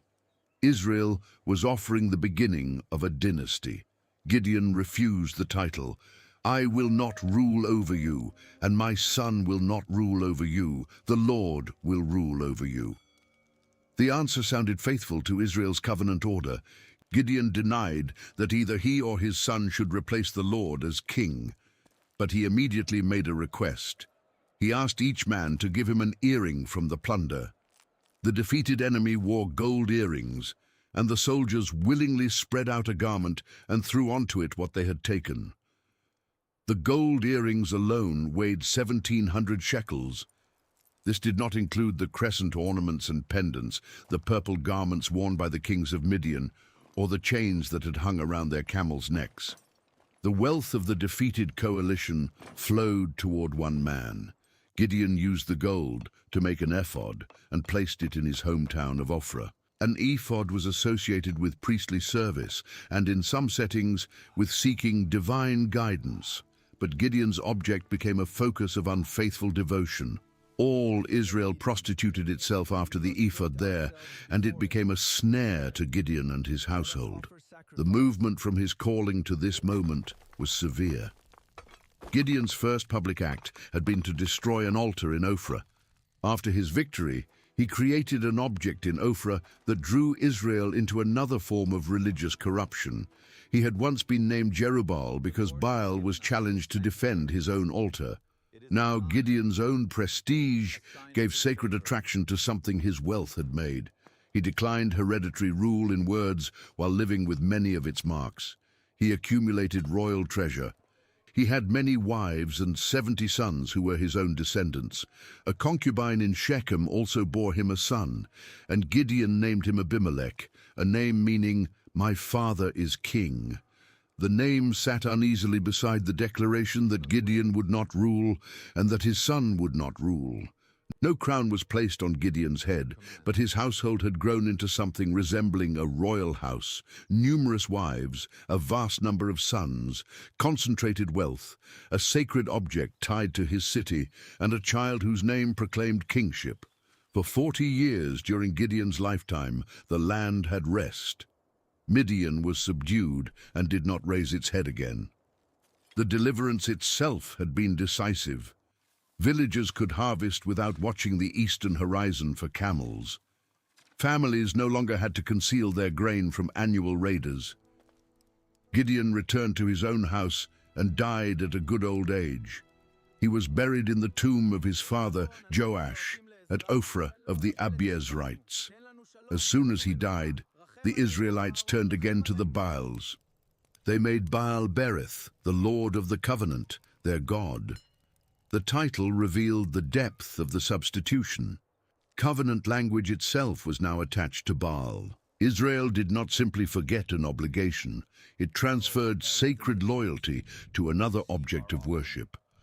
The people did not remember the Lord their God, who had delivered them from the hands of all their surrounding enemies, nor did they show covenant loyalty to the household of Jerubbaal in return for all the good he had done for Israel. Gideon's family possessed the size and appearance of a dynasty, but not the bonds that could preserve one. His sons shared a father, but not all shared the same mother or the same standing. Most remained in Ophrah. Abimelech belonged through his mother to Shechem, a city with its own leading families, wealth, and political ambitions. Gideon had refused to establish a hereditary throne, yet he left behind everything an ambitious son might use to claim it. A famous father, 70 brothers who looked like rivals, a nation accustomed to Gideon's authority, and a maternal city willing to hear that one of its own should rule. The deliverer's death, therefore, did more than reopen the cycle of idolatry. It left an unresolved struggle over power inside his own house. Abimelech would not wait for Israel to raise another judge. He would go to Shechem, appeal to blood, buy armed followers with money from Baal's temple, and turn his father's unclaimed crown into a reason to murder his brothers. Abimelech went to his mother's relatives in Shechem and spoke to her entire clan. "Ask all the leaders of Shechem which is better for you, that all 70 sons of Jerubbaal rule over you, or that one man rule over you. Remember that I am your bone and your flesh." Gideon's sons had not been installed as a council of kings, but Abimelech presented them as a single foreign interest poised to dominate Shechem. Against that imagined rule of 70, he offered one ruler tied to the city by blood. His appeal did not rest on his ability to deliver Israel from an enemy. It rested on kinship, fear, and the promise that Shechem would possess the king it helped create. His mother's relatives repeated his words to the city's leaders, and their hearts inclined toward him. "He is our brother," they said. They gave him 70 pieces of silver from the temple of Baal-berith. The god Israel had adopted after Gideon's death now financed the destruction of Gideon's house. With the silver, Abimelech hired reckless and worthless men, and they followed him to Ophrah. There, on a single stone, he killed his brothers, the 70 sons of Jerubbaal. The killing was deliberate, organized, and almost complete. The number of silver pieces matched the number of intended victims, as though each brother's life had been assigned a price. One son escaped. Jotham, Gideon's youngest, hid himself and survived. The leaders of Shechem and the nearby house of Millo then gathered beside the great tree at the pillar in Shechem and made Abimelech king. At the same place where Israel had once pledged its service to the Lord, a city now crowned a man whose path to power ran through temple money and the blood of his brothers. News of the coronation reached Jotham. He climbed Mount Gerizim, overlooking Shechem, and called out from the summit. The mountain gave his voice a platform above the city that had chosen Abimelech. Then the lone survivor told a fable. "Listen to me, leaders of Shechem, that God may listen to you. The trees," he said, "once went out to anoint a king over themselves. They first invited the olive tree, 'Reign over us,' but the olive tree refused. Should it leave the oil by which gods and men were honored and go waving over the trees? The trees turned to the fig tree and offered the throne. The fig tree also refused. Should it abandon its sweetness and good fruit merely to hold itself above the others? They asked the vine. The vine would not leave the wine that gladdened gods and men in order to sway over the trees. At last, all the trees appealed to the bramble. 'Come and reign over us.' The bramble accepted. 'If in good faith you are anointing me king over you,' it said, 'come and take refuge in my shade. But if not, let fire come out of the bramble and consume the cedars of Lebanon.' The useful trees had no desire to abandon their fruit in pursuit of elevation. The bramble produced neither nourishing fruit nor meaningful shade, yet it welcomed the crown and threatened destruction. Its promise of shelter was absurd. Its capacity to spread fire was real. Jotham applied the fable directly. If the leaders of Shechem had acted honorably toward Gideon's house, they could rejoice in Abimelech and he in them. But they knew what Gideon had done. Jotham reminded them that his father had fought for Israel, risked his life, and delivered them from Midian. Their answer had been to rise against his household, kill 70 sons on one stone, and crown the son of his concubine because he was their relative. If that conduct was faithful, Jotham said, let king and city enjoy one another. But if not, let fire come out from Abimelech and devour the leaders of Shechem and Beth Millo, and let fire come out from the leaders of Shechem and Beth Millo and devour Abimelech. Then Jotham fled. He went to Gibeah and lived there beyond his brother's reach. Abimelech ruled over Israel for 3 years. His authority did not arise through a divine commission, and his reign brought no deliverance. It was the product of an agreement between an ambitious son and a city expecting advantage from him. Once that agreement had served its purpose, the alliance began to break. God sent a harmful spirit between Abimelech and the leaders of Shechem. The leaders dealt treacherously with him. Their betrayal became judgment for the violence committed against Gideon's sons, so that responsibility for their blood would fall upon both the brother who killed them and the men who strengthened his hand. The Shechemites placed men in ambush on the mountaintops. They robbed everyone passing along the road, challenging the security Abimelech was supposed to provide and weakening his rule. Word of it reached him. Then Gaal, son of Ebed, arrived in Shechem with his relatives. The city's leaders placed their confidence in this newcomer. During the grape harvest, the people went into the vineyards, trod the grapes, held a festival, and entered the house of their God. As they ate and drank, They cursed Abimelech. Gaal gave their resentment a voice. Who is Abimelech, and who are we of Shechem, that we should serve him? He dismissed Abimelech as the son of Jerubbaal and reduced his government to Zebul, the city officials serving him. Gaal appealed instead to Hamor, the ancient father associated with Shechem. If authority belonged anywhere, he implied, it belonged to the city's older native identity, not to Gideon's son from Ophrah. If only this people were under my command, Gaal boasted, then I would remove Abimelech. He challenged the absent king to enlarge his army and come out. Zebul heard the speech, and his anger burned. He secretly sent messengers to Abimelech, reporting that Gaal and his relatives had entered Shechem and were stirring the city against him. Zebul advised Abimelech to approach at night, conceal his forces in the fields, and attack at sunrise. When Gaal came out, Abimelech could deal with him as opportunity allowed. Abimelech and his troops marched by night and arranged 4 companies in ambush near Shechem. In the morning, Gaal went out and stood at the entrance of the city gate with Zebul. Abimelech's men began rising from their concealed positions. "Look," Gaal said, "people are coming down from the mountaintops." Zebul answered that he was mistaking the shadows of the mountains for men, but more troops appeared. Gaal saw one company descending from the direction of the land's center and another approaching from the Oak of the Diviners. Then Zebul turned Gaal's drunken challenge back upon him.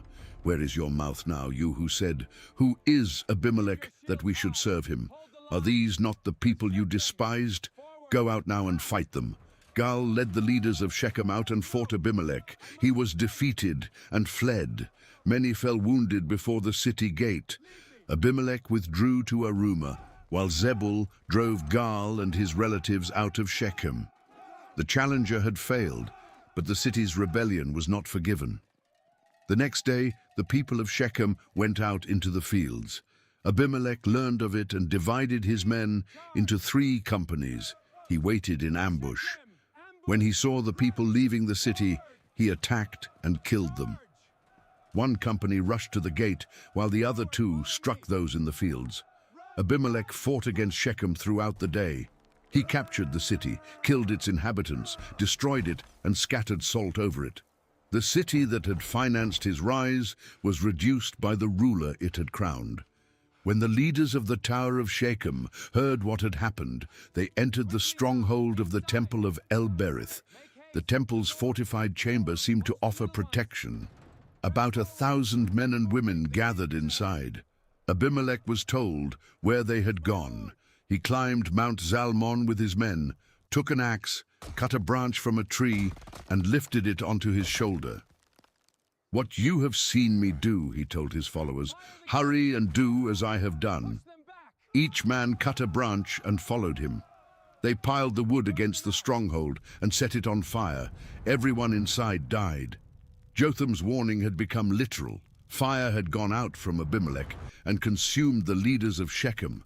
The people who imagined that the bramble would shelter them discovered that its only effective promise was destruction. But the second half of Jotham's curse remained. Abimelech moved against Thebez, captured it, and occupied the town. Inside stood a strong tower, and all the men and women of the city fled into it. They shut themselves in and climbed onto the roof. The scene resembled the final destruction at Shechem. Once again, Abimelech approached a tower crowded with refugees. Once again, he intended to burn it. He came to the entrance and prepared to set the door on fire. A woman on the roof dropped an upper millstone onto his head and crushed his skull. The object was part of the daily work of grinding grain. From above, it ended the advance of the man who had survived battle, conspiracy, and the destruction of an entire city. Abimelech was still alive long enough to understand how his death would be remembered. He quickly called the young man carrying his armor. "Draw your sword and kill me, lest they say of me, 'A woman killed him.'" The armor-bearer thrust him through and he died. His final command could change the immediate manner of death, but not the event that caused it. The blow belonged to the woman of Thebez. When the Israelites saw that Abimelech was dead, they went home. No successor inherited his throne. No dynasty emerged from the slaughter at Ophrah. The men who had followed him dispersed as soon as his life ended. His kingdom had been held together by his presence and force, and it vanished with him. God repaid Abimelech for the evil he committed against his father by killing his 70 brothers. God also brought all the evil of Shechem back upon its leaders. The curse of Jotham, son of Jerubbaal, came upon them. Fire had passed in both directions, from Abimelech against Shechem and from Shechem's rebellion toward Abimelech, until he died attacking another tower. After him, Tola, son of Puah, son of Dodo, arose to save Israel.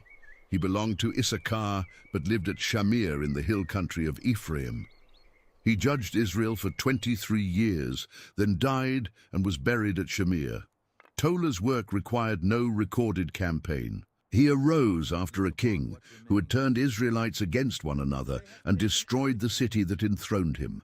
Saving Israel in that aftermath could include restoring order where ambition and vengeance had torn it apart. After Tola came Jair, the Gileadite. He judged Israel for 22 years. His household possessed visible standing, 30 sons who rode 30 donkeys and controlled 30 towns in Gilead, known as the towns of Jair. Unlike Abimelech's violent seizure of a crown, Jair's authority passed through years of stability, regional influence, and an established family. Then Jair died and was buried at Canaan. For 45 years under Tola and Jair, the record contains no civil slaughter, burning tower, or foreign invasion. The silence marked a reprieve, yet it did not announce a cure.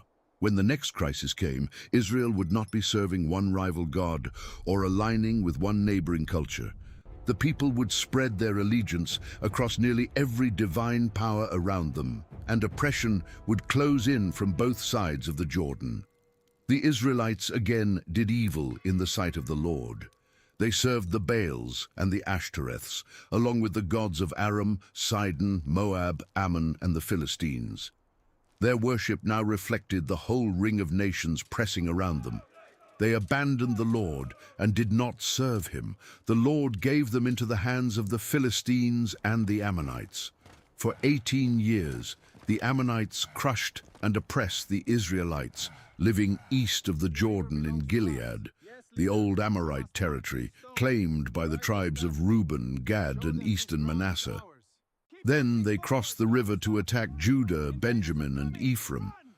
The pressure was no longer confined to a vulnerable frontier. Ammon could strike toward the center of Israel, while Philistine power threatened from the west. Israel was in great distress. The people cried out, "We have sinned against you, because we have forsaken our God and served the Baals." This time, the answer confronted the repeated use of distress as a substitute for lasting allegiance. The Lord named the enemies from whom he had already saved them: Egyptians, Amorites, Ammonites, Philistines, Sidonians, Amalekites, and Maonites. Again and again Israel had cried out. Again and again deliverance had come, yet the people had returned to other gods. "Therefore I will save you no more," the Lord declared. "Go and cry out to the gods whom you have chosen. Let them save you in the time of your distress." Israel's confession then became action. "We have sinned," the people said. "Do to us whatever seems good to you. Only please deliver us this day." They removed the foreign gods from among them and served the Lord. As their suffering continued, he could bear Israel's misery no longer. Meanwhile, the Ammonites assembled and camped in Gilead. The Israelites gathered at Mizpah. Both sides had armies in position, but the Gileadites lacked a commander. Their leaders asked one another who would begin the fight. Whoever accepted the danger would become head over all the inhabitants of Gilead. The man they needed was living outside their society because they had driven him away. Jephthah was a mighty warrior from Gilead. His father was also named Gilead, and his mother was a prostitute. Gilead's wife bore sons of her own, and when those sons grew up, they expelled Jephthah. "You shall not have an inheritance in our father's house," they told him, "for you are the son of another woman." Inheritance meant land, standing, and a recognized place within the family. Jephthah's brothers protected their own shares by denying his. He fled from them and settled in the land of Tob, beyond Gilead's immediate control. Other displaced men gathered around him and went out with him. Like Abimelech before him, Jephthah lived among men at the margins and became the leader of an armed band. But where Abimelech used such followers to murder his brothers and seize power, Jephthah gained the reputation of a capable warrior. When Gilead faced invasion, the elders knew exactly where to find him. They went to Tob and said, "Come and be our commander, that we may fight against the Ammonites." Jephthah remembered why he was there. "Did you not hate me and drive me out of my father's house? Why have you come to me now when you are in distress?" The elders did not deny it. Their need had reversed the relationship. The man denied a portion within his father's house was now being asked to protect the entire region. "That is why we have turned to you now," they said. "Come with us and fight against the Ammonites, and you shall be our head over all the inhabitants of Gilead." Jephthah clarified the terms. If they brought him back, and if the Lord delivered Ammon into his hand, he would become their head. The elders answered, "The Lord will be witness between us, if we do not do according to your words." Jephthah returned with them. The people made him both head and commander, and at Mizpah he repeated all his words before the Lord. The agreement was more than a temporary military appointment. The rejected son had negotiated permanent authority over those who once excluded him. Before beginning the war, Jephthah sent messengers to the king of Ammon. "What do you have against me?" he asked. "That you have come to fight against my land?" The king replied that Israel had taken Ammonite territory when it came out of Egypt, from the Arnon River northward to the Jabbok and westward to the Jordan. He demanded that the land be returned peacefully. Jephthah answered with a detailed reconstruction of Israel's journey.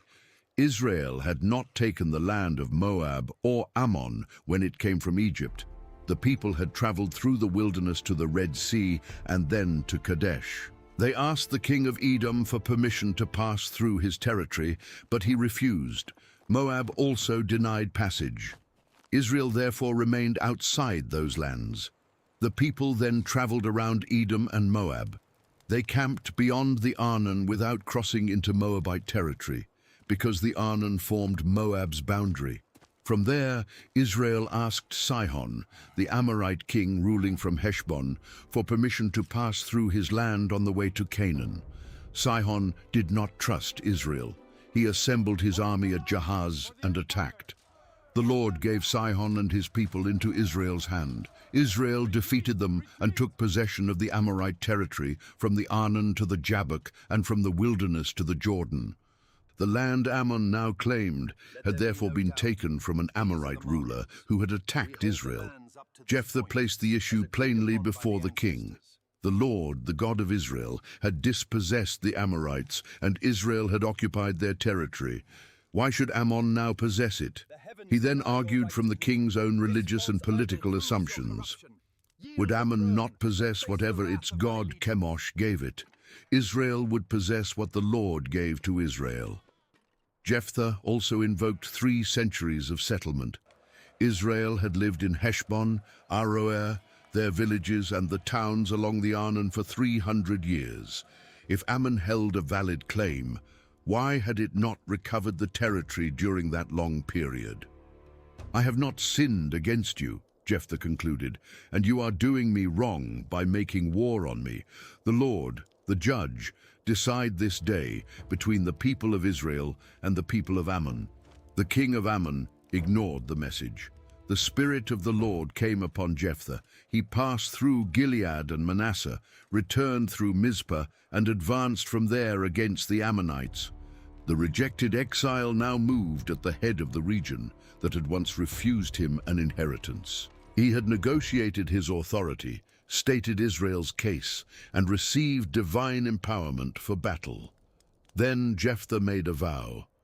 "If you will give the Ammonites into my hand," he said, "whatever comes out from the doors of my house to meet me when I return in peace from the Ammonites shall be the Lord's, and I will offer it up as a burnt offering." The promise was not commanded. Victory had already been placed within the action of God's Spirit, and Jephthah had already said that the Lord would decide the dispute. Yet, on the way to battle, he bound his return to an offering whose identity he could not control. He crossed over to fight. The Lord gave the Ammonites into his hand. Jephthah struck them from Aroer to the vicinity of Minnith, capturing 20 cities, and continued as far as Abel-keramim. The defeat was devastating. Ammon was subdued before Israel. The territorial dispute was settled by battle in the way Jephthah had said it should be. The judge between the peoples delivered victory to Israel. Gilead was freed, the invading army broken, and Jephthah returned in peace to Mizpah. His daughter came out of his house to meet him with tambourines and dancing. She was his only child. He had no son or other daughter.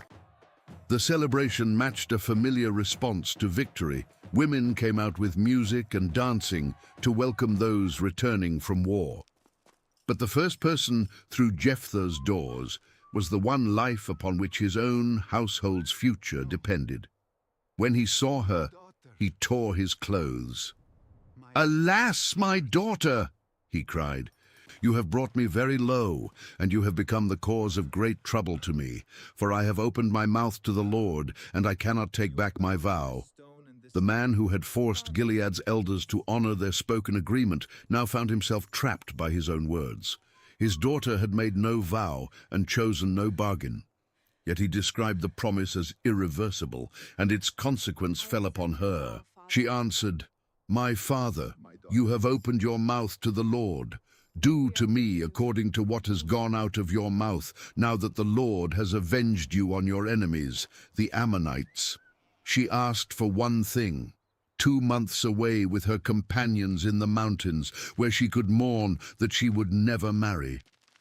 "Go," Jephthah said. She went with her companions and lamented her virginity. For her, the loss was not only the end of life before marriage, it was the end of any descendants who might carry forward Jephthah's house. He had returned from war as head of Gilead, but the victory that secured his public position would leave him without a child to inherit it. After 2 months, she returned to her father. He did with her according to the vow he had made. She had never known a man. Her response became an observance in Israel. Each year the young women went out for 4 days to commemorate the daughter of Jephthah the Gileadite. The nation had been delivered, but there was no simple celebration at Mizpah. Jephthah had defeated the foreign enemy through the power given to him, then brought devastation into his own house through a promise God had never required. His daughter's courage could not make the vow wise, and his grief could not restore what his words had taken. Ammon no longer threatened Gilead. Jephthah stood as its victorious head. But the tribes west of the Jordan had watched the campaign, and Ephraim was about to confront him with the same grievance it had once brought to Gideon. They claimed they had been denied their rightful place in the fight. This time, there would be no gentle answer. The men of Ephraim crossed into Gilead and challenged Jephthah. "Why did you cross over to fight against the Ammonites and not call us to go with you? We will burn your house over you with fire." Their complaint was accompanied by a death threat. Once again, Ephraim had arrived after a victory to demand recognition from the man who led it. Gideon had calmed the tribe by praising its contribution. Jephthah answered by disputing its account. "My people and I were in a great conflict with the Ammonites," he said. When I called you, you did not save me from their hand. And when I saw that you would not save me, I took my life in my hand and crossed over against the Ammonites, and the Lord gave them into my hand. Why then have you come up to me this day to fight against me?" Neither side withdrew. Jephthah gathered the men of Gilead and fought Ephraim. The foreign war had barely ended before Israelites turned their weapons against one another. The men of Gilead defeated Ephraim, and the hostility acquired a tribal insult. The Ephraimites had called the Gileadites fugitives from Ephraim, people without a secure identity of their own, living between the territories of Ephraim and Manasseh. Now those eastern clans controlled the ground on which Ephraim's survivors depended. The Gileadites seized the fords of the Jordan. Any Ephraimite fleeing westward had to cross the river. When a man approached and asked to pass, the guards questioned him. "Are you an Ephraimite?" If he answered no, they gave him a test. "Say Shibboleth." The word could refer to an ear of grain or a flowing stream. Its ordinary meaning did not matter at the crossing. The sound did. The Ephraimites pronounced it differently, saying Sibboleth, and their speech exposed them. A single consonant became a border between life and death. When a man failed the test, the Gileadites seized and killed him at the Jordan. 42,000 Ephraimites fell in the conflict. The fords had often been strategic points in wars against foreign oppressors. Ehud had taken them to trap the Moabites. Ephraim had taken them during Gideon's campaign to stop Midian's escape. Now Israelites held the crossings against Israelites, and the sound of a fellow Israelite's voice marked him for execution. Jephthah had successfully argued that Israel's land east of the Jordan belonged within the nation's inherited story. Yet under his leadership, the river became a place where tribal difference was enforced with slaughter. The man once driven away by his brothers had returned as Gilead's head, but his victories ended without a household heir, and with tens of thousands of his countrymen dead. He judged Israel for 6 years. Then Jephthah the Gileadite died and was buried in Gilead. After him came Ibzan of Bethlehem. His judgeship is preserved through the structure of his household rather than through a recorded military crisis. He had 30 sons and 30 daughters. He sent his daughters outside his clan in marriage and brought 30 young women from elsewhere as wives for his sons. These 60 marriages extended connections beyond his immediate family. In a society held together through tribes, clans, households, and negotiated loyalties, marriage could create bonds where no central government existed. Jephthah's house had ended with his only daughter. Ibzan's household spread outward through an extraordinary number of sons, daughters, and alliances. He judged Israel for 7 years, then died and was buried at Bethlehem. Elon the Zebulunite followed him. He judged Israel for 10 years, died, and was buried at Aijalon in the territory of Zebulun. After Elon came Abdon son of Hillel from Pirathon in the hill country of Ephraim. He had 40 sons and 30 grandsons who rode on 70 donkeys. The details signaled rank, mobility, and wealth. In a period without royal courts or a permanent national administration, a large household of prominent men could extend a judge's influence across a region. Abdon judged Israel for 8 years. Then he died and was buried at Pirathon in the hill country associated with the Amalekites. The 3 judges together account for 25 years. Their brief records preserve a period of internal administration and influential households without describing any great rescue. But the nation's condition could not be measured by recorded battles alone. Wealthy families, marriage alliances, and regional leadership provided stability without ending the recurring abandonment of the covenant. Israel again did evil in the sight of the Lord. This time the people were given into the hand of the Philistines for 40 years. The Philistines were established along the southwestern coastal plain, centered in the cities of Gaza, Ashkelon, Ashdod, Ekron, and Gath. Their power now pressed inland toward the territory of Dan and the lowlands of Judah.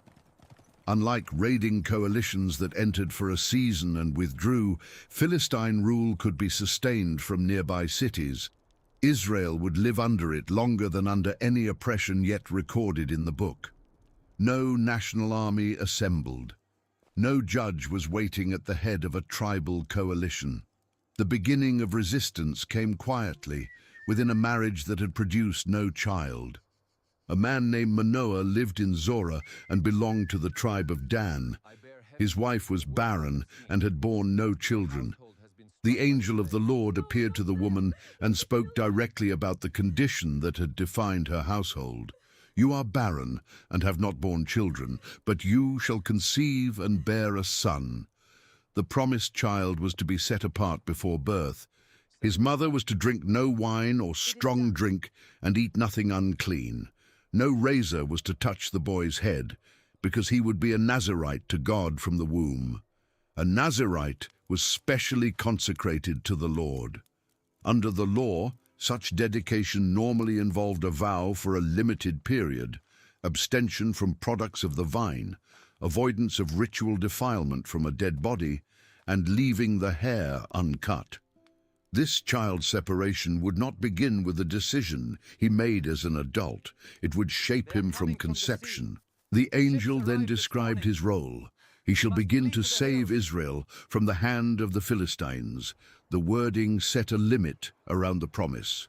The child would begin deliverance. He would not finish the Philistine conflict or restore the entire nation. His life would open a struggle that continued beyond him. The woman went to her husband. "A man of God came to me," she said, "and his appearance was like the appearance of the angel of God, very awesome." She had not asked where he came from, and he had not given his name. But she repeated the announcement. She would conceive and bear a son. She must drink no wine or strong drink and eat nothing unclean, because the child would be a Nazirite to God from the womb until the day of his death. Manoah prayed, "O Lord, please let the man of God whom you sent come again to us and teach us what we are to do with the child who will be born." He did not ask first for proof that the promise was true. He asked for instruction.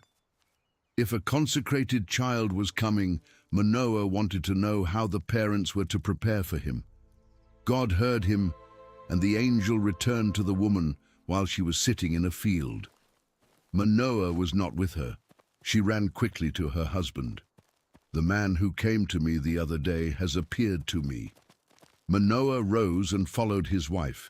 When he reached the visitor, he asked, "Are you the man who spoke to this woman?" "I am," he answered. "Now when your words come true," Manoah said, "what is to be the child's manner of life, and what is his mission?" The angel directed the answer back to the instructions already given to the woman. She was to be careful about everything he had said. She must not eat anything produced by the grapevine, drink wine or strong drink, or eat anything unclean. She was to observe all that had been commanded. The responsibility began with her before it ever reached the child. His consecration would be carried through her obedience while she bore him. Manoah asked the visitor to remain while he prepared a young goat. He still understood him as a man of God whom the family might honor with a meal. The angel replied that even if he remained, he would not eat Manoah's food. If Manoah wished to prepare a burnt offering, he should offer it to the Lord. Manoah then asked his name. "When your words come true, we may honor you," he said. "Why do you ask my name?" the angel answered. "Seeing it is wonderful." Manoah took the young goat with a grain offering and presented them upon a rock to the Lord. As he and his wife watched, the Lord did a wondrous thing. Flame rose from the altar toward heaven, and the angel of the Lord ascended in the flame. Manoah and his wife fell with their faces to the ground. The angel did not appear to them again. Manoah now understood who had spoken with them. "We shall surely die," he told his wife, "for we have seen God." She answered with a clear judgment drawn from what had just occurred. If the Lord had meant to kill us, he would not have accepted a burnt offering and a grain offering from our hands, or shown us all these things, or now announced such things to us. The promise itself argued against Manoah's fear. They had been told of a conception, a son, a lifelong consecration, and the beginning of deliverance. Their encounter pointed toward a future they had to live to see. The woman bore a son and named him Samson. The child grew, and the Lord blessed him. The Spirit of the Lord began to stir him at Mahaneh-dan between Zorah and Eshtaol. That location placed Samson along the contested edge of Danite and Philistine power. His tribe had long struggled to secure its allotted territory, and now the strongest enemy of the period dominated the region around his home. Before Samson commanded an army or struck an enemy, divine power was already moving within the child promised to a barren woman. He carried on his uncut head, the visible sign of a calling established before his birth. Yet consecration would not make his choices simple, and strength would not make him disciplined. The man appointed to begin Israel's deliverance would first look toward Philistine country, see a woman in Timnah, and demand that his parents arrange the marriage. Samson went down to Timnah. There he saw a Philistine woman. He returned to his father and mother and said, "I have seen a woman in Timnah, one of the daughters of the Philistines. Now get her for me as my wife." His parents objected. "Is there not a woman among your relatives or among all our people that you must go and take a wife from the uncircumcised Philistines?" The division was religious as well as ethnic. Circumcision marked Israel's covenant identity, while the Philistines belonged to the power currently ruling over them. Samson's desire would bind his household to the very people from whom he had been set apart to begin delivering Israel. But he insisted to his father, "Get her for me, for she is right in my eyes." The words captured Samson's governing impulse. He saw, desired, and expected others to secure what pleased him. Yet beneath the conflict within the family, the Lord was seeking an occasion against the Philistines. Their domination had become so accepted that no Israelite uprising was taking shape. Samson's marriage would create the collision through which his conflict with them began. He went down toward Timnah with his parents. As they approached the vineyards outside the town, a young lion came roaring toward him. The Spirit of the Lord rushed upon Samson. With nothing in his hands, he tore the lion apart as one might tear a young goat. His father and mother did not see it, and Samson did not tell them what he had done. He continued to Timnah, spoke with the woman, and remained pleased with her. Later, when he returned for the marriage, he turned aside to look at the lion's carcass. A swarm of bees had made honey inside it. Samson scraped the honey into his hands and ate as he walked. When he rejoined his parents, he gave some to them, and they ate. He did not tell them that he had taken it from the dead lion. The hidden act joined strength, appetite, and consecration in an uneasy way. Samson had been set apart from the womb, yet he took food from a carcass and involved his parents without revealing its source. The dead lion would soon provide him with a riddle, and that private knowledge would give him an advantage at his own wedding feast. His father went down to the woman's household, and Samson held a feast, as young men customarily did. When the Philistines saw him, they provided 30 companions to be with him. Samson proposed a wager. "Let me put a riddle to you. If you can explain it to me within the 7 days of the feast, I will give you 30 linen garments and 30 changes of clothes. But if you cannot tell me the answer, you shall give them to me." The companions accepted. Samson said, "Out of the eater came something to eat. Out of the strong came something sweet." The answer depended upon his encounter with the lion and the honey, an event known only to him. For 3 days, the Philistine men could not solve it. On the 7th day, they turned to Samson's wife. "Entice your husband to explain the riddle to us," they told her, "or we will burn you and your father's house with fire. Did you invite us here to impoverish us?" The contest had begun as entertainment backed by an expensive wager. It now placed the bride and her family under threat from their own people. The companions could not defeat Samson's secret, so they made her fear carry their demand into the marriage. She wept before Samson and accused him of hating her. "You have put a riddle to my people, and you have not told me what it is." "I have not told my father or my mother," he answered. "Why should I tell you?" She continued weeping through the remaining days of the feast. On the seventh day, Samson finally told her because she pressed him so hard. She immediately gave the answer to her people. Before sunset, the men of the city came to Samson. "What is sweeter than honey?" they asked. "And what is stronger than a lion?" Samson knew how they had learned it. "If you had not plowed with my heifer," he replied, "you would not have solved my riddle." They had used his wife to gain access to knowledge they could not obtain themselves. But Samson had entered the wager, and he now owed them 30 garments. The Spirit of the Lord rushed upon him. He went down to Ashkelon, one of the principal Philistine cities, killed 30 men, stripped them of their garments, and gave the clothing to those who had explained the riddle. The wedding debt was paid with the possessions of dead Philistines. Samson's anger burned, and he returned to his father's house. His wife was given to the companion who had attended him as his closest wedding associate. From the Philistine household's perspective, Samson had left in fury and abandoned the marriage. The father transferred the woman to another man. After some time, during the wheat harvest, Samson returned with a young goat. He intended to visit his wife in her room. Her father would not allow him to enter. "I truly thought that you utterly hated her," he explained, "so I gave her to your companion. Is not her younger sister more beautiful? Please take her instead." Samson did not accept the substitute. The decision made during his absence became the next occasion for violence. "This time," he said, "I shall be innocent regarding the Philistines when I harm them." He went out and caught 300 foxes or jackals.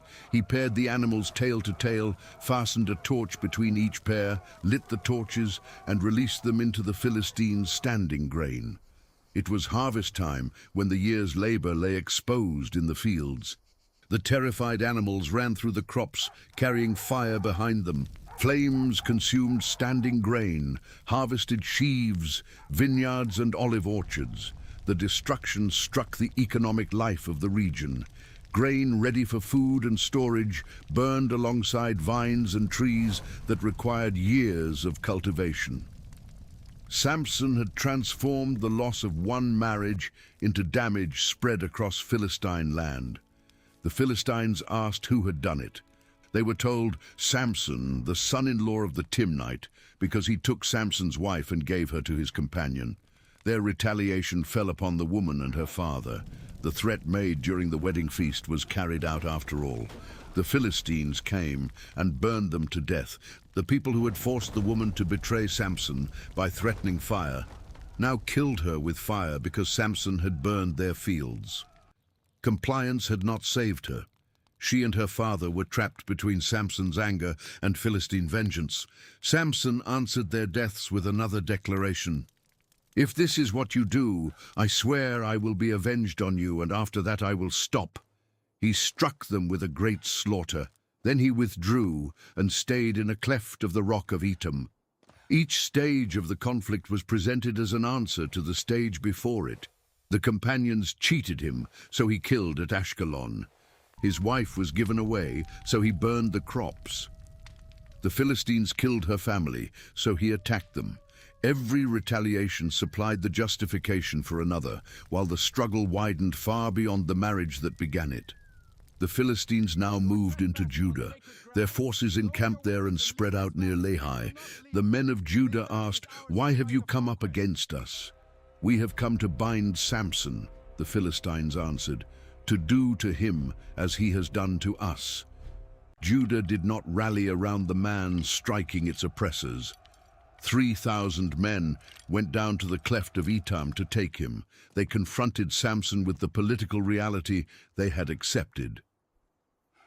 Do you not know that the Philistines rule over us? What then is this that you have done to us? Their concern was not whether Philistine rule was right. Samson's attacks had disturbed an arrangement under which Judah knew how to survive. His resistance had brought an enemy army into their territory, and they intended to remove the source of danger. Samson answered, "As they did to me, so have I done to them." The same logic governing his feud now met the same logic governing Philistine retaliation. Neither side claimed to be initiating violence. Each claimed only to be returning what it had received. The men of Judah told him they had come to bind him and hand him over. Samson agreed on one condition: they must swear that they themselves would not kill him. They promised, "No, we will only bind you and give you into their hands. We will surely not kill you." They tied him with 2 new ropes and brought him up from the rock. The image revealed how thoroughly Philistine domination had shaped Israel. 3,000 Judahites were willing to arrest 1 Israelite for the foreign rulers. Samson possessed extraordinary strength, but no army followed him. His own people treated deliverance as a greater immediate threat than subjection. As he approached Lehi, the Philistines came shouting to meet him. Then the Spirit of the Lord rushed upon Samson. The ropes around his arms became like flax burned by fire, and the bonds melted from his hands. He looked down and found the fresh jawbone of a donkey. He picked it up and struck down 1,000 Philistine men. With a play on the Hebrew words for donkey and heap, he celebrated the victory. With the jawbone of a donkey, heaps upon heaps. With the jawbone of a donkey, I have struck down 1,000 men. Then he threw the jawbone away. The place was called Ramath Lehi, the hill of the jawbone. The victory had been overwhelming, but Samson was suddenly overcome by thirst. He called upon the Lord. "You have granted this great salvation by the hand of your servant," he said. "Shall I now die of thirst and fall into the hands of the uncircumcised?" For the first time in his recorded adult life, Samson directly appealed to the God who empowered him. He recognized the slaughter at Lehi as deliverance granted through him, not simply the result of his own strength, but the man who had defeated 1,000 could not provide himself with water. God opened the hollow place at Lehi, and water came out. Samson drank, his strength returned, and he revived. The spring was called En-Hakkore, the spring of the one who called. Samson judged Israel for 20 years during the days of the Philistines. Yet the Philistines remained in power, and Samson remained alone. He had begun the conflict promised before his birth, but he had not assembled the tribes or driven the enemy from the land. His victories arose through personal collisions, and his strength repeatedly carried him out of dangers his desires had helped create. At Lehi, Israelite ropes could not hold him, a Philistine army could not defeat him, and a donkey's jawbone was enough in his hand. But his greatest vulnerability had never been an army standing in front of him. It was the appetite that kept drawing him into Philistine cities, toward relationships where his enemies could reach what force could not subdue. Samson went to Gaza, deep within Philistine territory, and entered the house of a prostitute. The people of the city learned that he was there. They surrounded the place and waited in ambush at the city gate throughout the night. They kept quiet, intending to kill him at dawn. The gate controlled the way out. Once it was shut and guarded, Gaza itself became a trap. But Samson lay only until midnight. He rose, went to the city gate, seized its doors together with the 2 posts, and tore the entire structure loose, bar and all. He placed it on his shoulders and carried it to the top of the hill facing Hebron. The Philistines had planned to use their fortified city against him. Samson walked out, carrying the part meant to hold him inside. Gaza's gate, the symbol of its protection and authority, became a burden on the shoulders of the man its guards expected to kill. His strength could tear apart the defenses of a Philistine stronghold. It could not direct his desires. Afterward, Samson loved a woman in the valley of Sorek named Delilah. The valley led from the Judean hills toward the Philistine plain, a border region between Samson's homeland and the cities of his enemies. Delilah stood close enough to both worlds for the Philistine rulers to approach her with an offer. The lords of the Philistines came to her and said, "Entice him and see where his great strength lies, and by what means we may overpower him, that we may bind him to subdue him." Each ruler promised to give her 1,100 pieces of silver. Together, the offer amounted to an enormous reward. The Philistines had tried soldiers, ambushes, and restraints. Now their leaders would purchase access through the woman Samson loved. Delilah asked him directly, "Please tell me where your great strength lies, and how you might be bound that one could subdue you." Samson answered with a lie, "If they bind me with 7 fresh bowstrings that have not been dried, then I shall become weak and be like any other man." The Philistine rulers brought Delilah 7 fresh bowstrings. She bound Samson with them while men waited in ambush in an inner room. "The Philistines are upon you, Samson," she cried. He snapped the bowstrings as easily as a strand of fiber breaks when it touches fire. The secret of his strength remained hidden. Delilah accused him of mocking her. "Look, you have deceived me and told me lies. Now please tell me how you might be bound." Samson gave her a second answer.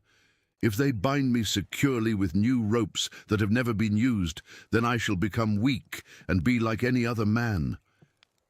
Delilah took new ropes and tied him. The men again waited out of sight. "The Philistines are upon you, Samson." He broke the ropes from his arms like thread. Delilah persisted. "Until now you have mocked me and told me lies. Tell me how you might be bound." Samson's third deception moved closer to the visible sign of his consecration.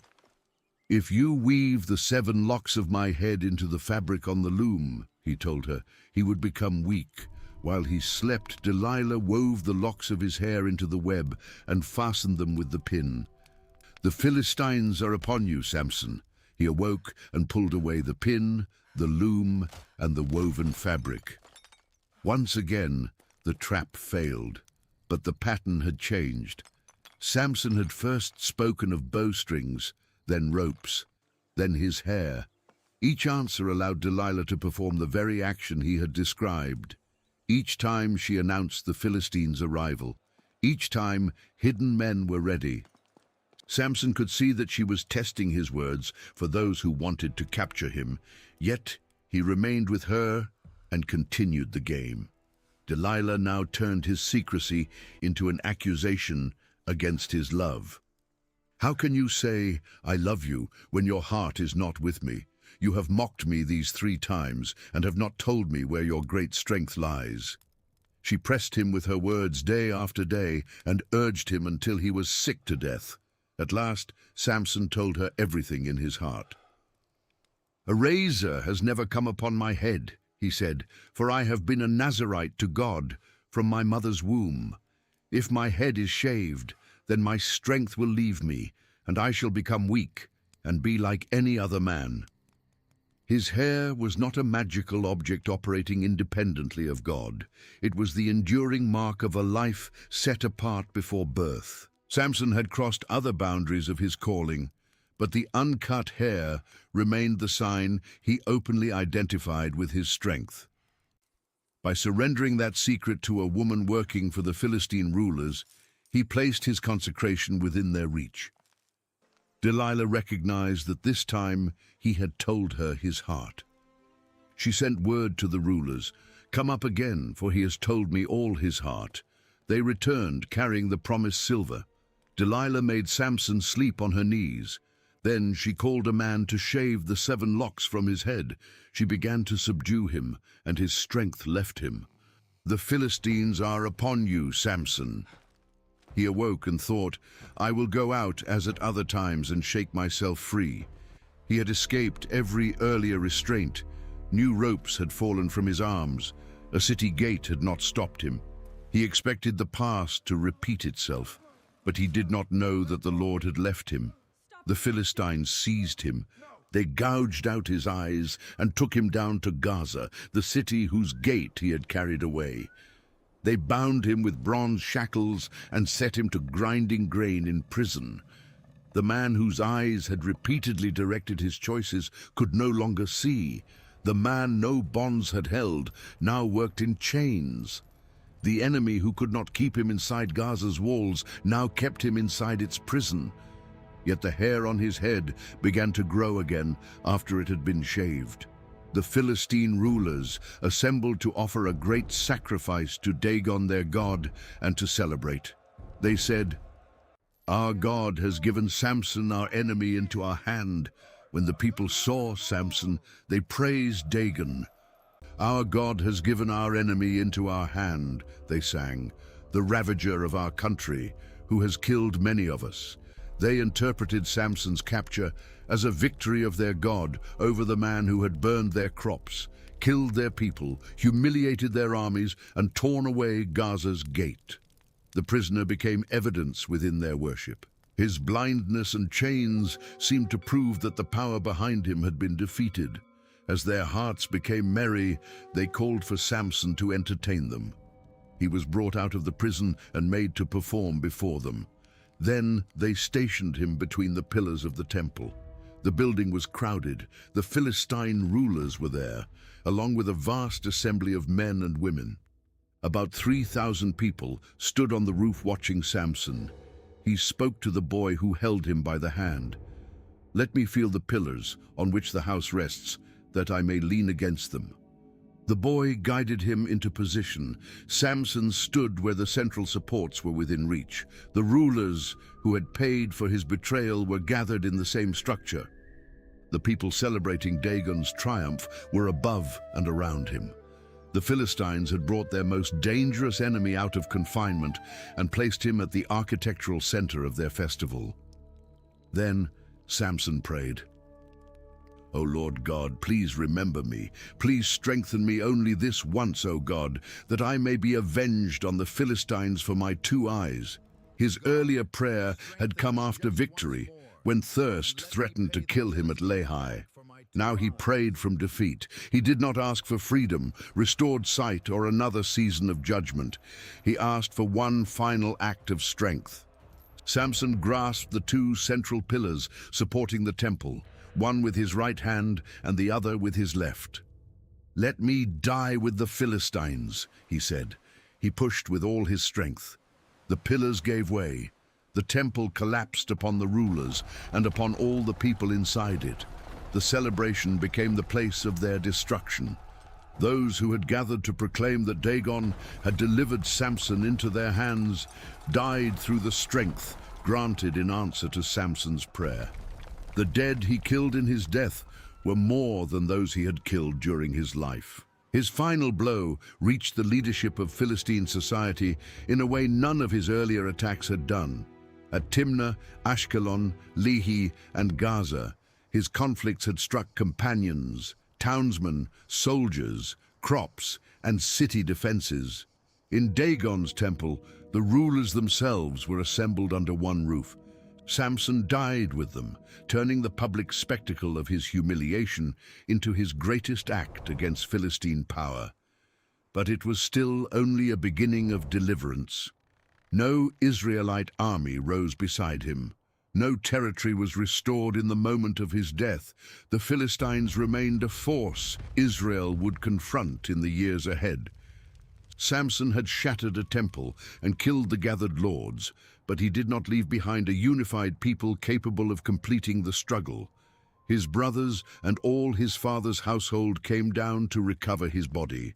They carried him back into Israelite territory and buried him between Zorah and Eshtaol in the tomb of Manoah, his father, the same region where the Spirit of the Lord had first begun to stir him. He had judged Israel for 20 years. The promised child had become a man of unmatched strength, yet his life moved between consecration and appetite. divine empowerment and private vengeance, spectacular escape and self-created danger. He killed Israel's enemies, but he seldom led Israel. His own people once bound him for the Philistines. His greatest victory required his capture, and his final act of deliverance required his death. With Samson buried, the book's great sequence of deliverers gives way to two accounts from within Israel itself. These events are not presented as the next dated stage after Samson. They belong to the Judges period as collected evidence of its condition, placed at the end so that the nation's decline can be seen without a foreign oppressor at the center. The first begins in the hill country of Ephraim, not with an invading army, but with stolen silver inside an Israelite family. A man named Micah confessed to his mother that he had taken 1,100 pieces of silver from her. He had heard the curse she pronounced against the thief and now admitted, "The silver is with me. I took it." His mother answered, "Blessed be my son by the Lord." Then she declared that she was dedicating the silver to the Lord for her son, to make a carved image and a metal image. The language of Israel's God was placed beside an act Israel's covenant law had forbidden. Theft, curse, blessing, dedication, and idolatry entered the same household conversation. Micah returned the silver. His mother took 200 pieces to a silversmith who fashioned the images, and they were placed in Micah's house. The darkest age of Israel did not continue because one last foreign king appeared after Samson. It continued because inside the land, an Israelite family could invoke the Lord while remaking worship according to its own design. Micah built a shrine for the images. He made an ephod and household gods, then installed one of his sons as priest. Every part of the arrangement came from his own authority. He selected the objects, created the sacred space, and appointed the person who would serve there. The shrine stood inside Israelite territory and used forms associated with Israelite worship, but it had no authorization from the sanctuary or the priesthood established in the law. The account gives its explanation in one sentence. In those days, there was no king in Israel. Everyone did what was right in his own eyes. Micah did not consider himself an enemy of the Lord. His mother had dedicated the silver in the Lord's name, and his shrine existed under the belief that Israel's God could be honored there. The corruption lay precisely in that confidence. Worship was being reconstructed around what seemed right to a household, with the Lord's name used to bless the result. Then a young Levite left Bethlehem in Judah to find somewhere else to live. The Levites had received towns among Israel's tribes rather than one continuous tribal territory. Their service was meant to preserve instruction and worship throughout the nation. This man was residing in Bethlehem, though he did not belong to Judah by descent. Now he traveled north through the hill country of Ephraim and came to Micah's house. Micah asked him, "Where do you come from?" "I am a Levite from Bethlehem in Judah," the traveler replied, "and I am going to stay wherever I may find a place." To Micah, his arrival looked like an opportunity to improve the shrine. "Stay with me," he said, "and be to me a father and a priest. I will give you 10 pieces of silver a year, a set of clothes, and your living." The offer gave the Levite what he was seeking, a place, regular provision, and recognized status. It also gave Micah someone with a legitimate tribal connection to sacred service. A son appointed by his father could now be replaced by a Levite, making the household sanctuary appear more credible. The young man agreed. He became like one of Micah's sons, though Micah also called him father, a title of religious honor. Micah installed him as priest, and the Levite lived in his house.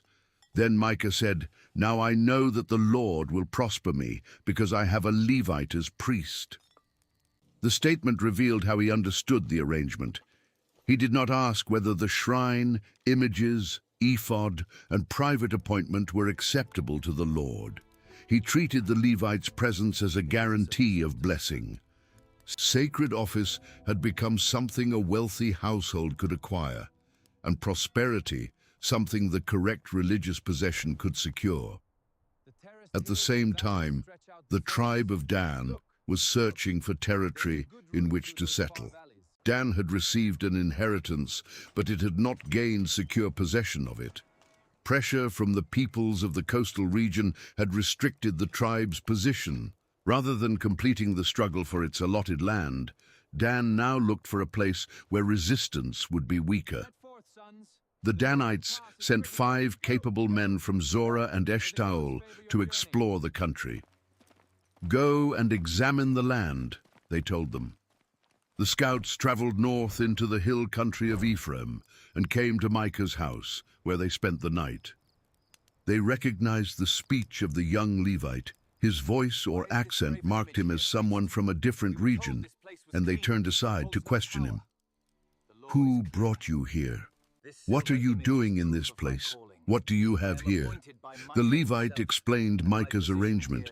"He has hired me, and I have become his priest." The scouts immediately treated him as someone able to give divine guidance. "Please inquire of God," they said, "that we may know whether the journey on which we are setting out will succeed." The priest answered, "Go in peace. The journey on which you go is under the eye of the Lord." The assurance sent them onward with confidence, but their search was not directed toward the difficult work remaining in Dan's assigned territory. They continued far north until they reached Laish. The city offered exactly what they wanted. Its people lived quietly and securely, following the manner of the Sidonians. The land was broad and productive, lacking nothing they would need. The inhabitants were prosperous and unsuspecting. They were far from Sidon, the great coastal city with which they were culturally connected, and they had no close alliance with another people who might quickly come to their aid. The 5 scouts saw fertile land, an isolated population, and no powerful defender. They returned to Zorah and Eshtaol. Their fellow Danites asked what they had discovered. "Arise and let us go up against them," the scouts said, "for we have seen the land, and behold, it is very good. Will you do nothing? Do not be slow to go, to enter in and possess the land." They described a people living securely and a spacious country placed within their reach. Nothing was lacking. The language of possession sounded like the earlier conquest, but the choice of target was governed by vulnerability. Dan had found a city less able to resist than the peoples controlling its rightful inheritance. 600 Danite men, armed for war, set out from Zorah and Eshtaol with their households and possessions. Their movement was more than a raid. A substantial part of the tribe was relocating. They traveled first to Kiriath Jearim in Judah and camped west of the town. The place afterward became known as Mahane Dan, the camp of Dan. From there they continued into the hill country of Ephraim and arrived at Micah's house. The 5 scouts spoke to the men traveling with them. "Do you know that in these houses there are an ephod, household gods, a carved image and a metal image? Now consider what you will do." They had noticed more than the landscape during their first visit. Micah's religious collection had become another desirable possession. The 600 armed men took their position at the entrance to the gate, while the 5 scouts entered the house. They greeted the Levite, then went into the shrine and took the carved image, the ephod, the household gods, and the metal image. The priest asked, "What are you doing?" They told him to be quiet. "Put your hand over your mouth and come with us," they said. "Be to us a father and a priest. Is it better for you to be priest to the house of one man, or to be priest to a tribe and clan in Israel?" The same ambition that had drawn the Levite to Micah now drew him away. A private household had offered employment and status. A tribe offered a larger office. The priest's heart was glad. He took the ephod, the household gods, and the carved image and joined the Danites. The objects he had been hired to serve became the property he helped carry away. Loyalty followed opportunity, and sacred authority went with the stronger patron. The Danites placed their children livestock and possessions at the front of the traveling company, keeping the armed men between their families and anyone pursuing from behind. Then they left Micah's property and continued north. When they had gone some distance, Micah gathered the men living near his house and pursued them. They overtook the Danites and shouted after them. The Danites turned and asked, "What is the matter with you that you come with such a company?" Micah answered, "You take my gods that I made and the priest and go away, and what have I left? How then do you ask me, what is the matter with you?" His protest exposed the emptiness of the religion he had constructed. The gods he expected to prosper him could be stolen by armed men. The priest he had purchased could accept a better offer. His sanctuary depended entirely upon his ability to retain its objects and personnel. The Danites warned him to lower his voice. "Do not let your voice be heard among us, lest angry fellows fall upon you and you lose your life with the lives of your household." They offered no defense of what they had done. Their 600 armed men were defense enough. Micah looked at their strength and knew that he could not recover what they had taken. He turned and went home. The Danites continued toward Laish, carrying Micah's images and Micah's priest. They attacked the quiet, unsuspecting population, put the people to the sword, and burned the city. No one came to rescue it. Laish was far from Sidon, and its inhabitants had no relationship capable of bringing immediate help. The isolation that had made their lives seem secure made their destruction complete. The city stood in the valley belonging to Beth Rehob. The Danites rebuilt it and settled there. They renamed it Dan, after the ancestor of their tribe. The migration solved Dan's territorial problem through the destruction of a distant and poorly defended community.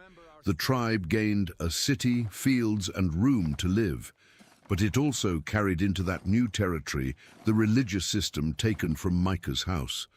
The Danites set up the carved image for themselves. The young Levite was Jonathan, son of Gershom, from the line of Moses. He and his sons served as priests for the tribe of Dan until the captivity of the land. The name made the corruption more striking. A descendant of the man through whom Israel received the covenant law now served at a shrine founded with stolen silver, expanded through tribal theft, and installed in a conquered city. An honored lineage did not preserve faithful worship when office could be purchased and sacred objects seized as spoils. Micah's image remained in Dan throughout the time when the house of God was at Shiloh. Shiloh was the recognized center where Israel's tabernacle stood. Dan's sanctuary, therefore, did not arise because Israel had no place to worship. It arose because a household and then a tribe preferred a religion they could possess, relocate, staff, and control.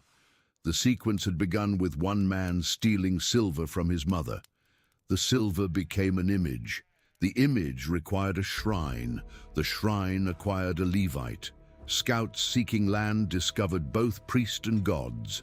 A tribe then stole the entire arrangement, destroyed Laish, and established the private cult as a lasting tribal institution. What had seemed small enough to remain inside Micah's house now stood at the northern edge of Israel, and the disorder was no longer confined to worship. Another Levite would soon travel through the same hill country with his concubine, looking for hospitality among his own people. He would avoid a foreign city because he believed an Israelite town would be safer. By morning, that confidence would end with a woman lying at a doorway, and all Israel would be summoned to answer what happened there. The Levite lived in a remote part of the hill country of Ephraim. His concubine left him and returned to her father's house in Bethlehem of Judah, where she remained for 4 months. Then the Levite set out to persuade her to return.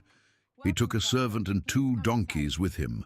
When he reached Bethlehem, the woman brought him into her father's house, and her father received him gladly. The woman's father persuaded the Levite to stay for 3 days. They ate, drank, and lodged there. On the 4th morning, the Levite rose early to leave, but his host urged him to eat first. The meal extended through the day, and the father asked him to remain another night. On the fifth morning, the Levite again rose early. Again his host asked him to strengthen himself with food. Again the meal continued until late in the day. The woman's father urged him to stay once more. Evening was approaching, and another night beneath his roof would be safer than beginning a journey so late. But this time the Levite refused. He rose and departed with his concubine, servant, and saddled donkeys. By the time they drew near Gibeah, Jerusalem, the day was almost over. The servant advised stopping there. "Come now," he said, "let us turn aside to this city of the Jebusites and spend the night in it." The Levite refused. "We will not turn aside into the city of foreigners who do not belong to the people of Israel. We will pass on to Gibeah." He trusted the distinction between a foreign city and an Israelite one. Gibeah belonged to Benjamin. Among covenant brothers, he expected to find the hospitality and protection he would not seek among the Jebusites. He told his servant they would try to reach Gibeah or perhaps Ramah before stopping. But the sun went down as they came near Gibeah, so they entered the town to spend the night. They sat in the city square. A traveler without local relatives depended upon someone to open a home. The square was the place where residents could see strangers and offer shelter. But evening deepened, and no one invited them inside. At last, an old man came in from his work in the fields. He was also from the hill country of Ephraim and was living temporarily in Gibeah among the Benjaminites. When he saw the traveler in the square, he asked where he had come from and where he was going. The Levite explained that they were traveling from Bethlehem toward his home in the Ephraimite hill country. He had food for the donkeys and provisions for himself, the woman and the servant. They did not need a host to supply them. They needed only a place to stay. "No one has taken me into his house," he said. The old man answered, "Peace be to you. I will care for all your needs. Only do not spend the night in the square." He brought them into his house and fed the donkeys. The travelers washed their feet, ate and drank. While they were enjoying themselves, men of the city surrounded the house and began beating on the door. They demanded that the old man bring out the visiting Levite so they could sexually violate him. The host went outside and pleaded with them. "No, my brothers, do not act so wickedly. Since this man has come into my house, do not commit this disgraceful act." Ancient hospitality placed a guest under the protection of the household, but the old man's proposed solution exposed how violently that duty had been distorted. He offered his virgin daughter and the Levite's concubine to the mob. They could humiliate the women and do whatever they wished, he said, but they must not commit this outrage against his male guest. The men refused to listen. Then the Levite seized his concubine and pushed her outside to them. The mob abused her throughout the night. At dawn, they released her. She made her way back to the house where her husband was staying. She fell at the doorway with her hands on the threshold and remained there until daylight. Her husband rose in the morning, opened the doors, and prepared to continue his journey. He found her lying at the entrance. "Get up," he said. "Let us be going." There was no answer. He placed her on a donkey and carried her home. There he took a knife and cut her body limb by limb into 12 pieces. He sent the pieces throughout the territory of Israel. The act turned one woman's destroyed body into a summons no tribe could ignore. Everyone who saw it said that nothing like this had happened since Israel came out of Egypt. The people were told to consider it, take counsel, and speak. Israel responded with extraordinary unity. From Dan in the far north to Beersheba in the south, and from the land of Gilead east of the Jordan, the congregation assembled before the Lord at Mizpah. The leaders of the people took their places, and 400,000 armed men gathered on foot. The Benjaminites heard that the other tribes had assembled. Then the Israelites asked how the outrage had happened. The Levite stood before the congregation and gave his account. I came to Gibeah that belongs to Benjamin, I and my concubine, to spend the night. And the leaders of Gibeah rose against me and surrounded the house by night. They intended to kill me, and they violated my concubine, and she died. He told them that he had taken her body, cut it into pieces, and sent it throughout Israel, because the men of Gibeah had committed a vile and outrageous act. His testimony identified the city's crime, but it omitted his own decisive action. He did not tell the assembly that the host had offered the women, or that he himself had forced his concubine outside. Before the gathered nation, he appeared solely as the intended victim who had survived and summoned justice for the dead. All of you are people of Israel, he concluded. Give your advice and counsel here. The people rose as one man. No one would return to his tent or go home. 1/10 of the assembled force would obtain provisions, while the rest went against Gibeah to repay the disgrace committed in Israel. The tribes were united as they had rarely been against foreign oppressors. The horror of the dismembered body had created the common purpose that years of invasion often could not. Yet before attacking, they sent men throughout Benjamin with a demand. What evil is this that has taken place among you? Now therefore give up the worthless men in Gibeah, that we may put them to death and purge the evil from Israel. The demand distinguished between the guilty men and the tribe. Benjamin could surrender those responsible and allow justice to fall upon them. Benjamin refused. Instead, the tribe gathered from its cities to defend Gibeah and fight the rest of Israel. Benjamin mustered 26,000 swordsmen, in addition to 700 chosen men from Gibeah. Among the force were 700 left-handed warriors, each able to sling a stone at a hare and not miss. The tribe was badly outnumbered, but its soldiers were skilled, and Gibeah stood on defensible ground. By protecting the perpetrators, Benjamin transformed a local atrocity into a tribal war. Kinship with Gibeah outweighed responsibility to the wider covenant community. The tribe chose solidarity with its city over judgment upon the men who had disgraced it. The other Israelites assembled 400,000 experienced swordsmen. They went up to Bethel and asked God, "Who shall go up first for us to fight against the people of Benjamin?" The answer was Judah. Judah led the first advance against Gibeah. Israel arranged itself for battle, confident in its numbers, its unity, and the justice of its charge. The Benjaminites came out of Gibeah and struck down 22,000 Israelites that day. The result shattered any expectation of an easy punishment. The tribe defending the guilty city won the first battle, while the force seeking to purge evil suffered a devastating loss. The Israelites encouraged one another and again formed their battle line in the same place. But before returning to battle, they went up and wept before the Lord until evening. They asked, "Shall we again draw near to fight against our brothers, the people of Benjamin?" The language had changed. Benjamin was still the opposing army, but it was also their brother. The conflict was no longer simply an operation against criminals in Gibeah. Thousands of Israelites had died, and the tribes now felt the cost of fighting one of their own. The Lord answered, "Go up against them." On the second day, Israel advanced again. Benjamin came out from Gibeah and killed another 18,000 Israelites, all of them armed with swords.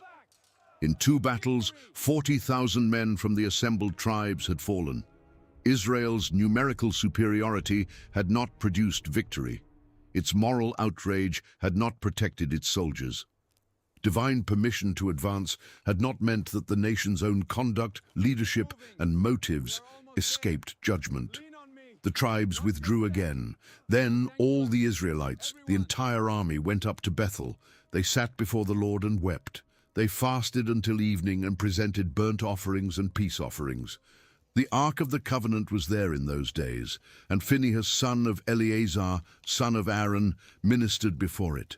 His presence places this undated episode within an earlier portion of the Judges period, despite its position near the end of the book.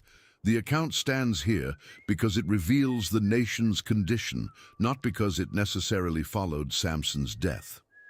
Israel asked once more, "Shall we go out again to battle against our brothers, the people of Benjamin, or shall we cease?" After 2 defeats, stopping had become a real possibility. The crime at Gibeah still demanded judgment, and Benjamin still protected its perpetrators. But 40,000 dead Israelites lay behind the question. The people had moved from immediate certainty to grief, fasting, sacrifice, and dependence. The Lord answered, "Go up, for tomorrow I will give them into your hand." For the first time, the answer included a direct promise of victory. Israel prepared a different kind of attack. The tribes would no longer rely on a straightforward advance by overwhelming numbers. They placed men in ambush around Gibeah, ready to draw Benjamin away from the city it had chosen to defend. On the 3rd day, the Israelites advanced against Gibeah as before. Benjamin came out to meet them and was drawn away from the city. When the Israelites began retreating along the roads, the Benjaminites believed the earlier victories were repeating themselves. "They are being defeated before us, as at the first," they said.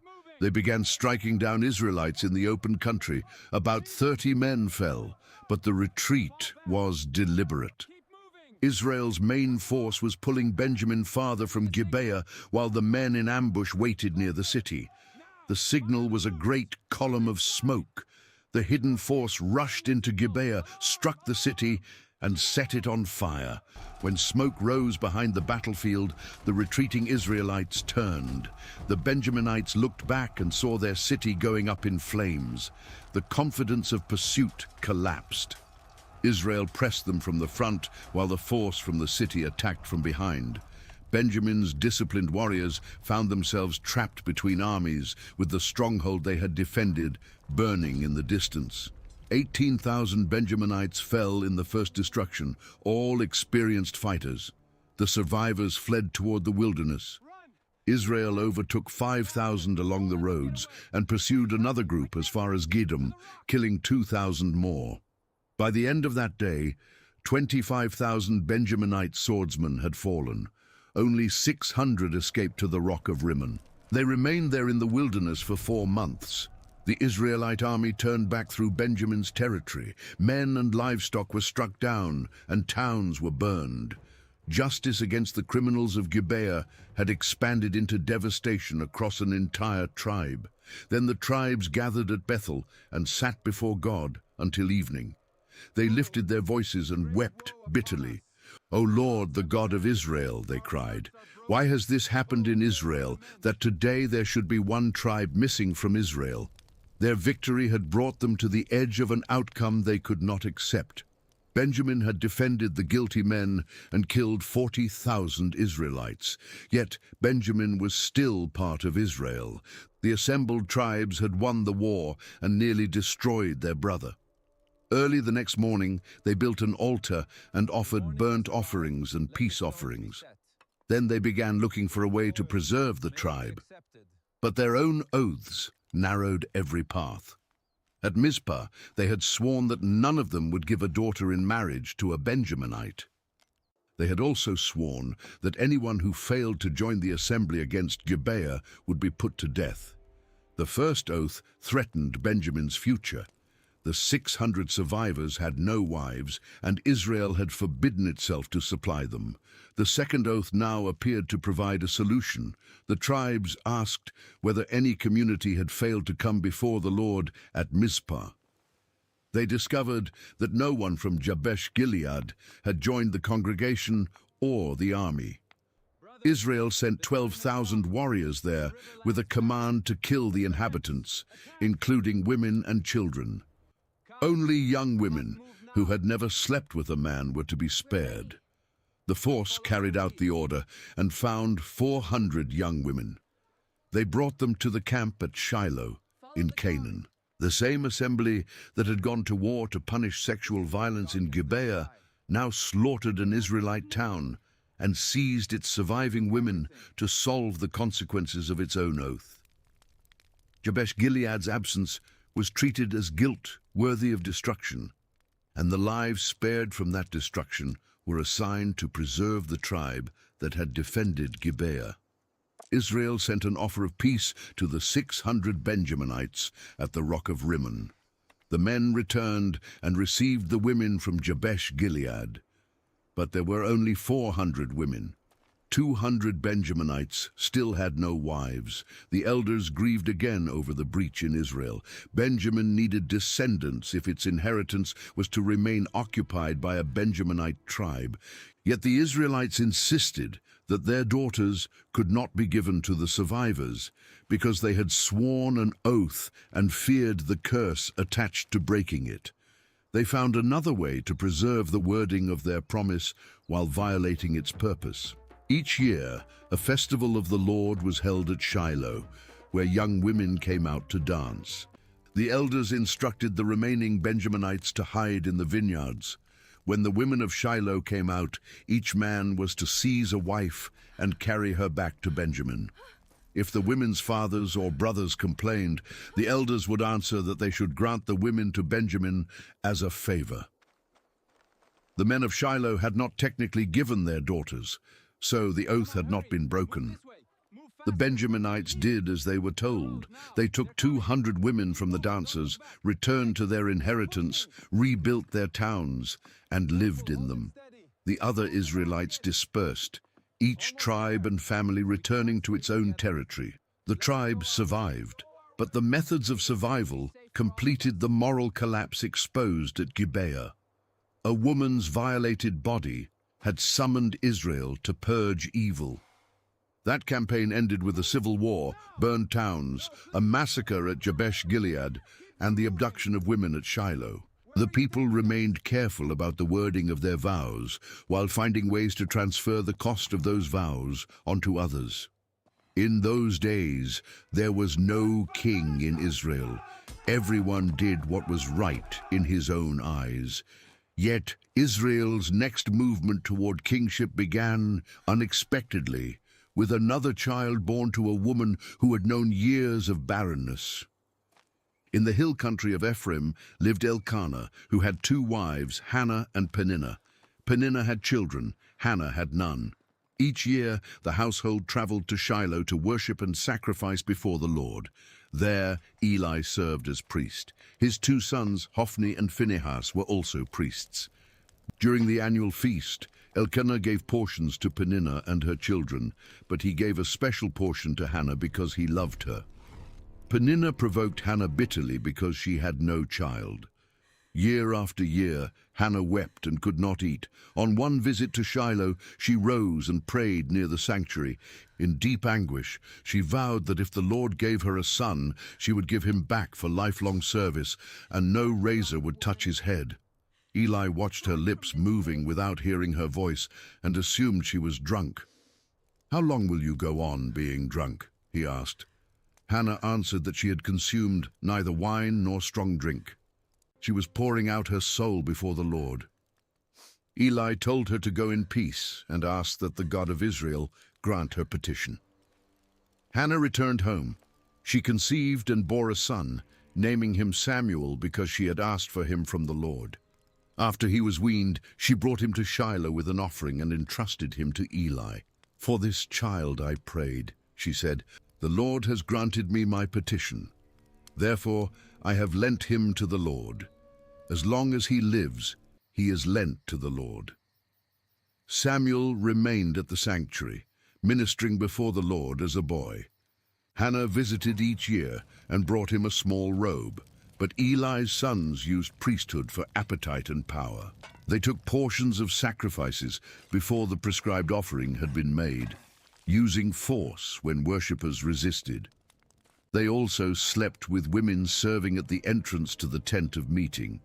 Eli rebuked them, but he did not remove them from office.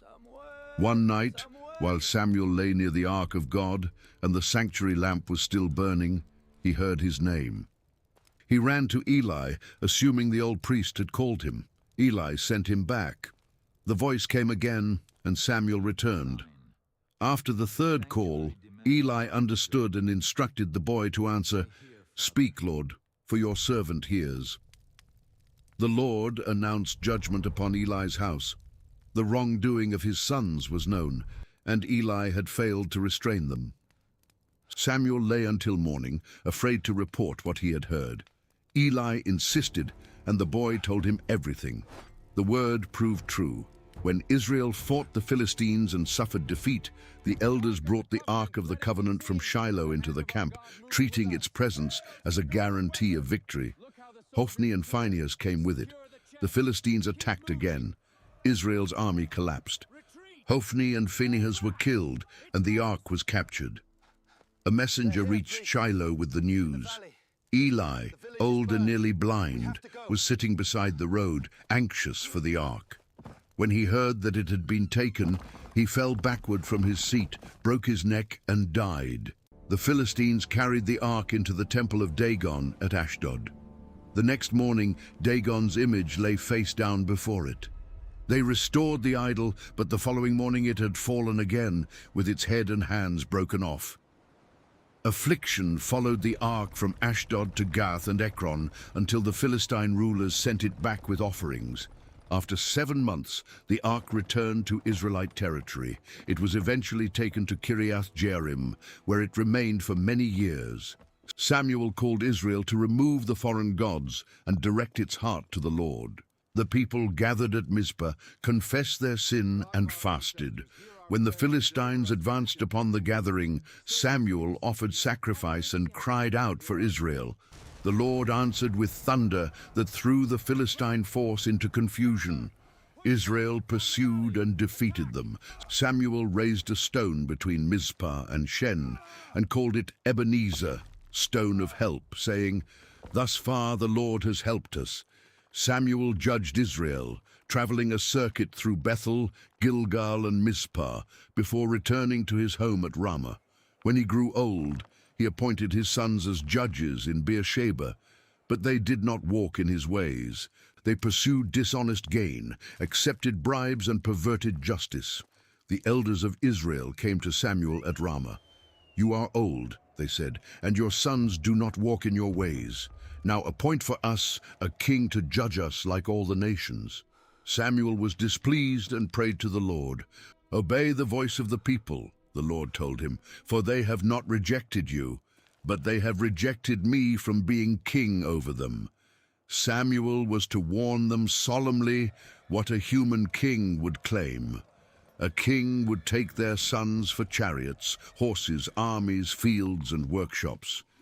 He would take their daughters as perfumers, cooks, and bakers.